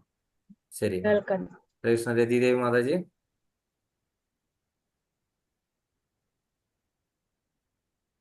ഹരേ കൃഷ്ണ. ഹരേ കൃഷ്ണ. ആത്മാവ് ശാശ്വതമാണെന്നിരിക്കലും ഹിംസ ആശ്വാസമല്ല. ഒരു യുദ്ധത്തിൽ ഹിംസയുടെ ആവശ്യം വരുമ്പോൾ അതിനെ അപലപിക്കാനും പാടില്ല. ദൈവഹിതമനുസരിച്ച് ആ ആവശ്യം സാധൂകരിക്കപ്പെടുകയും ചെയ്യണം. എന്നാൽ തന്നിഷ്ടപ്രകാരം ഹിംസ ചെയ്യാനും പാടില്ല. ഹിംസ ആവശ്യമുള്ള സന്ദർഭങ്ങൾ ഉണ്ടാവുകയും അത് ദൈവഹിതമായി കണ്ട് അതിന് പ്രവർത്തിക്കുകയും ചെയ്യുക എന്നാണ് ഭഗവാൻ പറഞ്ഞിരിക്കുന്നത്. ഹരേ കൃഷ്ണ. അപ്പൊ അങ്ങനെ ഈ ആത്മാവ് നശിക്കുന്നില്ല, അതുകൊണ്ട് ശരീരം നശിക്കുന്നുണ്ടെന്ന് ആരെങ്കിലും കണ്ണി കാണുന്നവരെയും തോന്നുന്നവരെയൊക്കെ അങ്ങനെ കൊല്ലുക എന്നുള്ളത് അനുവദനീയമല്ല ഒരിക്കലും. അത് നമ്മളുടെ കർത്തവ്യം, ധർമ്മം, അതുപോലെ തന്നെ കൃത്യനിർവഹണം, അങ്ങനെയൊക്കെയുള്ള കുറെ കാര്യങ്ങളും ദൈവഹിതവും എല്ലാം അനുസരിച്ചിട്ട് മാത്രമേ അത് ചെയ്യാനായിട്ട് പാടുള്ളൂ. അല്ലാത്തതൊന്നും തന്നെ അംഗീകരിക്കപ്പെട്ടതല്ല, നീതിക്ക് നിരക്കാവുന്നതല്ല എന്നുള്ളതാണ് മനസ്സിലാക്കേണ്ടത്. ഹരേ കൃഷ്ണ. മാതാജിയുടെ പ്രോഗ്രാം കഴിഞ്ഞായിരുന്നോ? കഴിഞ്ഞു പ്രഭുജി. വളരെ നല്ലതായിട്ട് ചെയ്യാൻ ഭഗവാന്റെ കൃപയും പ്രഭുജിയുടെ പ്രാർത്ഥനയും എനിക്ക് ഭയങ്കര ഉപകാരമായി. ഹരേ കൃഷ്ണ. ശരിക്കും അതൊരു ഭയങ്കരമായിട്ട് ശരിക്കും ഒത്തിരി ആശംസകളും ഒക്കെ കിട്ടി. എന്തോ ഒന്നും അറിയാൻ വയ്യ, ഒരു കടുകുമണിയോളം അറിവും കൊണ്ട് കയറിയ ഞാൻ എന്തൊക്കെ പറഞ്ഞു എന്ന് എനിക്ക് തന്നെ അറിയാൻ വയ്യ. അതൊരു ഭയങ്കര സന്തോഷവും എല്ലാവർക്കും ഒരു ഭയങ്കര തൃപ്തിയായി. അപ്പം ഇത് കേട്ട് കുറെ ഞാൻ പഠിപ്പിച്ച കുഞ്ഞുങ്ങളൊക്കെ തന്നെ അവരെ അന്നേരം എന്നോട് ഞങ്ങളൂടെ സ്റ്റേജിൽ കയറിക്കോട്ടോ എന്ന് ചോദിച്ചു. ഞങ്ങൾക്ക് ഗീത വായിക്കാൻ അറിയില്ല ടീച്ചറെ, എന്നാലും ഞങ്ങളൊന്ന് കയറിക്കോട്ടോ. അപ്പൊ ഞാൻ പറഞ്ഞു നിങ്ങൾക്ക് കയറിയിരിക്കാലോ. പക്ഷെ അവര് കുറെ കീർത്തനങ്ങളും കുറെ കഥകളും ഒക്കെ പിന്നീട് അവരും പറയാൻ സന്നദ്ധരായി. എന്നിട്ട് പിന്നിപ്പോ അവര് പറഞ്ഞിരിക്കുന്നത് പരീക്ഷ കഴിഞ്ഞിട്ട് പ്രഭുജിയുടെ ക്ലാസ് ഇനി തുടർന്നുള്ള ക്ലാസ്സുകൾ ഞങ്ങളൊന്ന് കയറിക്കോട്ടെ എന്നൊക്കെ ചോദിച്ചിട്ടുണ്ട്. അത് പല പരീക്ഷകൾ പഠിക്കുന്നവർ MBA കാരുണ്ട്, BA കാർ, ഡിഗ്രിക്കാരുണ്ട്. അതൊക്കെ ഓരോ ടൈം പരീക്ഷയാണ്. ഞാൻ പറഞ്ഞ് നിങ്ങളുടെ സമയം പോലെ നമുക്ക് ഞാൻ പറഞ്ഞോളാം എന്ന് പറഞ്ഞിട്ടുണ്ട്. അപ്പൊ അവർക്കൊക്കെ അതിനോടൊരു താല്പര്യം, കുട്ടികൾക്കൊക്കെ ഒരു താല്പര്യം തോന്നുന്നുണ്ട്. അത് വളരെ വിജയമായിരുന്നു പ്രഭുജിയുടെ. ഞാൻ എന്നിട്ട് ഞാനിങ്ങനെ പ്രഭുജിയോടൊക്കെ പറഞ്ഞിട്ടാണ് കയറി. എനിക്ക് അത്രയൊന്നും അറിയില്ല, ഇതുപോലെ 2ാമത്തെ അധ്യായം ഞങ്ങൾ പഠിച്ചു തുടങ്ങുന്നേ ഉള്ളെന്ന് പറഞ്ഞപ്പോ മറ്റേ സനാതനത്തിന്റെ പ്രഭുജിമാരുണ്ടായിരുന്നു, ഹരിരാജ് മാതാജിമാരുണ്ടായിരുന്നു. അതിനൊന്നും കുഴപ്പമില്ല, ഞങ്ങളെക്കാൾ നല്ലോണം ഇതെല്ലാം പറയാനറിയാം. അപ്പൊ ഞാൻ പറഞ്ഞു ഞങ്ങളുടെ കുറെ മാതാജിമാരും പ്രഭുജിമാരും ഒക്കെ പറഞ്ഞു തന്ന അറിവാണ്. അതിലൊരു ശകലം ഒത്തിരി ഒരു കടുകുമണിയോളം ഉള്ള കാര്യം അത്രയും തന്നെ ഇല്ല, ഇത്രയൊക്കെ. പക്ഷെ നന്നായിട്ട് എല്ലാവർക്കും ഇഷ്ടപ്പെട്ട ഒരു പ്രോഗ്രാമായി. അത് തന്നെയാണ് ഏറ്റവും വലിയ വിജയം. നമുക്ക് ഭഗവാന്റെയും അതുപോലെ തന്നെ നമ്മളെ ഭയങ്കര അനുഗ്രഹമായിരുന്നു. എനിക്ക് നല്ല ടെൻഷനും ഭയവും ഒക്കെ ഉണ്ടായിരുന്നു. ഓരോ പറഞ്ഞു പിള്ളേരുടെ മുമ്പിൽ ചെന്ന് പഠിപ്പിക്കുന്നതൊന്നും പറ്റൂലല്ലോ പ്രഭുജി, അവരുടെ മുമ്പിൽ നമ്മള് ഭയങ്കര ഇതായിട്ടുണ്ട്. പക്ഷെ ഇത് ഒരു വലിയ ശരിക്കും ആളും ഉണ്ടായിരുന്നു. അപ്പൊ അവര് അത് കേൾക്കാൻ നമുക്കൊരു ഭയം കേട്ടു. പക്ഷെ അത്രയും നേരം 2 മണിക്കൂർ എന്ന് പറഞ്ഞാൽ 2.25 മണിക്കൂർ എടുക്കുന്ന സമയം പിന്നീട് അത്രയും സമയം നീണ്ടുപോയി. അത്രയും പറഞ്ഞ അത്രയും പോർഷനും കറക്റ്റിന് വായിക്കാനും പറയാനും എല്ലാം പറ്റി. അതെനിക്കൊരു ഭയങ്കര സന്തോഷമായി. പിറ്റേന്നൊക്കെ ഞാൻ വിളിക്കണമെന്ന് ചോദിച്ചു. പക്ഷെ എനിക്ക് അപ്പോഴത്തേക്ക് വേറെ മരണങ്ങളും അതും ഇതും ഒക്കെയായി എനിക്കും അങ്ങ് സമയമില്ല. അതാണ് പ്രഭുജിയെ പിന്നെ വിളിക്കാൻ. പ്രഭുജിയുടെ പ്രാർത്ഥന എനിക്ക് ഭയങ്കരമായിട്ട് ഫലിച്ചു. എന്തായാലും ഒരുപാട് സന്തോഷം. ഞാനിതിങ്ങനെ അതായത് നമ്മുടെ സത്സംഗത്തില് നമ്മുടെ കൂടെ ഉണ്ടായിരുന്ന 2 മാതാജിമാര് ഇനീഷ്യേഷൻ എടുത്തു. അത് കഴിഞ്ഞിട്ട് അവര് വേറെ ക്ലാസ് തുടങ്ങി. ഇതറിഞ്ഞപ്പോഴും എനിക്ക് ഒരുപാട് സന്തോഷമാണ് ഉണ്ടായത്. അപ്പൊ നമ്മളുടെ ഈ ചെയ്യുന്നതിൻ്റെയൊക്കെ പ്രധാനപ്പെട്ട ഉദ്ദേശം ഓരോരുത്തരും, ഞാൻ എപ്പോഴും പറയുന്ന, ഓരോരുത്തരും ഒരാൾക്കോ അല്ലെങ്കിൽ 2 പേർക്കോ 3 പേർക്കോ എത്ര പേരാണെന്നെങ്കിൽ അവർക്കിത് പറഞ്ഞു കൊടുത്ത് നമ്മള് ഈ ഭഗവാന്റെ നാമവും അത് പ്രചരിപ്പിക്കുക എന്നുള്ള നമ്മളുടെ ആ ഒരു ഗുരുവിന്റെയും അതുപോലെ തന്നെ വൈഷ്ണവരുടെ എല്ലാം അല്ലെങ്കിൽ അങ്ങനെയുള്ളവരോട് ഭഗവാന് ഭയങ്കര ഇഷ്ടമാണെന്നാണ് പറയുന്നത് അല്ലേ. അപ്പം അത് ചെയ്യുമ്പോഴാണ് നമ്മളത് ശരിക്കും അവരോടുള്ള കടമകൾ നിർവഹിക്കുന്നത്. അപ്പം ശരിക്കും നിങ്ങൾ അങ്ങനെ ചെയ്യുന്ന ഓരോ വ്യക്തികളും എന്ത് പ്രതിസന്ധികൾ, ഞാൻ പറയില്ല, പ്രതിസന്ധികൾ ഇങ്ങനെ ഉണ്ടായിക്കൊണ്ടിരിക്കും. ആ സമയത്തൊക്കെ പ്രതിസന്ധികൾ ഉണ്ടായി കഴിഞ്ഞു കഴിഞ്ഞാലും നമ്മൾ എന്താണ് അതിൽ നിന്ന് പിന്മാറാൻ ഒരിക്കലും നമ്മൾ ഇടയാകരുത്. കാര്യം എന്താണ്, നമ്മൾ ഭഗവാന് വേണ്ടിയിട്ട് ചെയ്യുന്ന കാര്യങ്ങളല്ലേ. ഇതിങ്ങനെ ശീത ഉഷ്ണം എന്ന് പറഞ്ഞാൽ ഇങ്ങനെ വന്നുകൊണ്ടിരിക്കും. ഇപ്പം മധുപ്രഭു ഒരു മെസ്സേജ് ഇട്ടപ്പോൾ ഞാൻ കണ്ടപ്പോൾ എനിക്ക് വളരെ വിഷമം തോന്നി നമ്മുടെ ഗ്രൂപ്പില്. അപ്പൊ നമ്മളിങ്ങനെ ഒരു പ്രസ്ഥാനമായിട്ട് തുടങ്ങി ഒരു പുതിയ ഇതായിട്ട് തുടങ്ങുമ്പം എന്താണ് ഇങ്ങനെ പ്രതിസന്ധികൾ ഇങ്ങനെ ഒരു നൂലാമാലകളായിട്ട് വന്നുകൊണ്ടിരിക്കും. അപ്പൊ അതിൽ നിന്ന് എങ്ങനെ കരകയറുന്നു, മധുപ്രഭു അത് എടുത്തിരിക്കുന്നത് കണ്ടില്ല, എത്ര പോസിറ്റീവായിട്ടാണല്ലേ എടുത്തിരിക്കുന്നത്. അദ്ദേഹത്തിന് കൂടുതൽ പ്രചോദനമാണെന്നാണ്, വിമർശനങ്ങൾ വരുമ്പോൾ കൂടുതൽ പ്രചോദനമാണെന്നാണ് പറഞ്ഞത്. അപ്പൊ നമ്മൾ ഇതുപോലെ എന്താണ് ഇത്രയും പേരുടെ സ്നേഹവും അതുപോലെ തന്നെ ആ ഒരു പ്രയേഴ്സും അവരുടെ എല്ലാ അപ്രീസിയേഷനും കിട്ടാൻ സാധിച്ചു എന്ന് പറഞ്ഞപ്പോൾ വളരെയധികം സന്തോഷം എനിക്കും തോന്നുന്നു. അപ്പൊ അതുകൊണ്ട് അത് മാതാജിക്ക് ഞാൻ തന്നിരിക്കുന്ന അല്ലെങ്കിൽ ഞാൻ പറഞ്ഞു തന്നിരിക്കുന്ന ആചാര്യന്മാരിൽ തന്നിരിക്കുന്ന ഞാനായിട്ട് അതൊരു മെസ്സഞ്ചർ, ഒരു പോസ്റ്റ്മാന്റെ ജോലി ചെയ്തതിൽ എനിക്കൊരു കടുമണി പോലും തരാൻ പറ്റി ഇല്ല എന്നുള്ളതാണ് എനിക്ക് പറയാനുള്ളത്. പക്ഷെ മാതാജി ആ കടുമണി ഒരു വലിയ മത്തങ്ങായുടെ അത്രയും മാതാജി അത് ഡെലിവറി ചെയ്തു എന്നുള്ളതാണ് മാതാജി ഉണ്ടായ വിജയം. ഹരേ കൃഷ്ണ, ഹരേ ബോൾ. ഹരേ കൃഷ്ണ. ഹരേ കൃഷ്ണ. വാഞ്ചാകൽപതരൂപശ്ച കൃപാ സിന്ധുഭ്യവച പതിതാനാം പാവനേഭ്യോ വൈഷ്ണവേഭ്യോ നമോ നമഃ. അനന്തകോടി വൈഷ്ണവന്ദ കീ ജയ. ഹരേ കൃഷ്ണ പ്രഭുജി. ഹരേ കൃഷ്ണ പ്രഭു. ഹരേ കൃഷ്ണ. ഹരേ കൃഷ്ണ. ഹരേ കൃഷ്ണ പ്രഭു.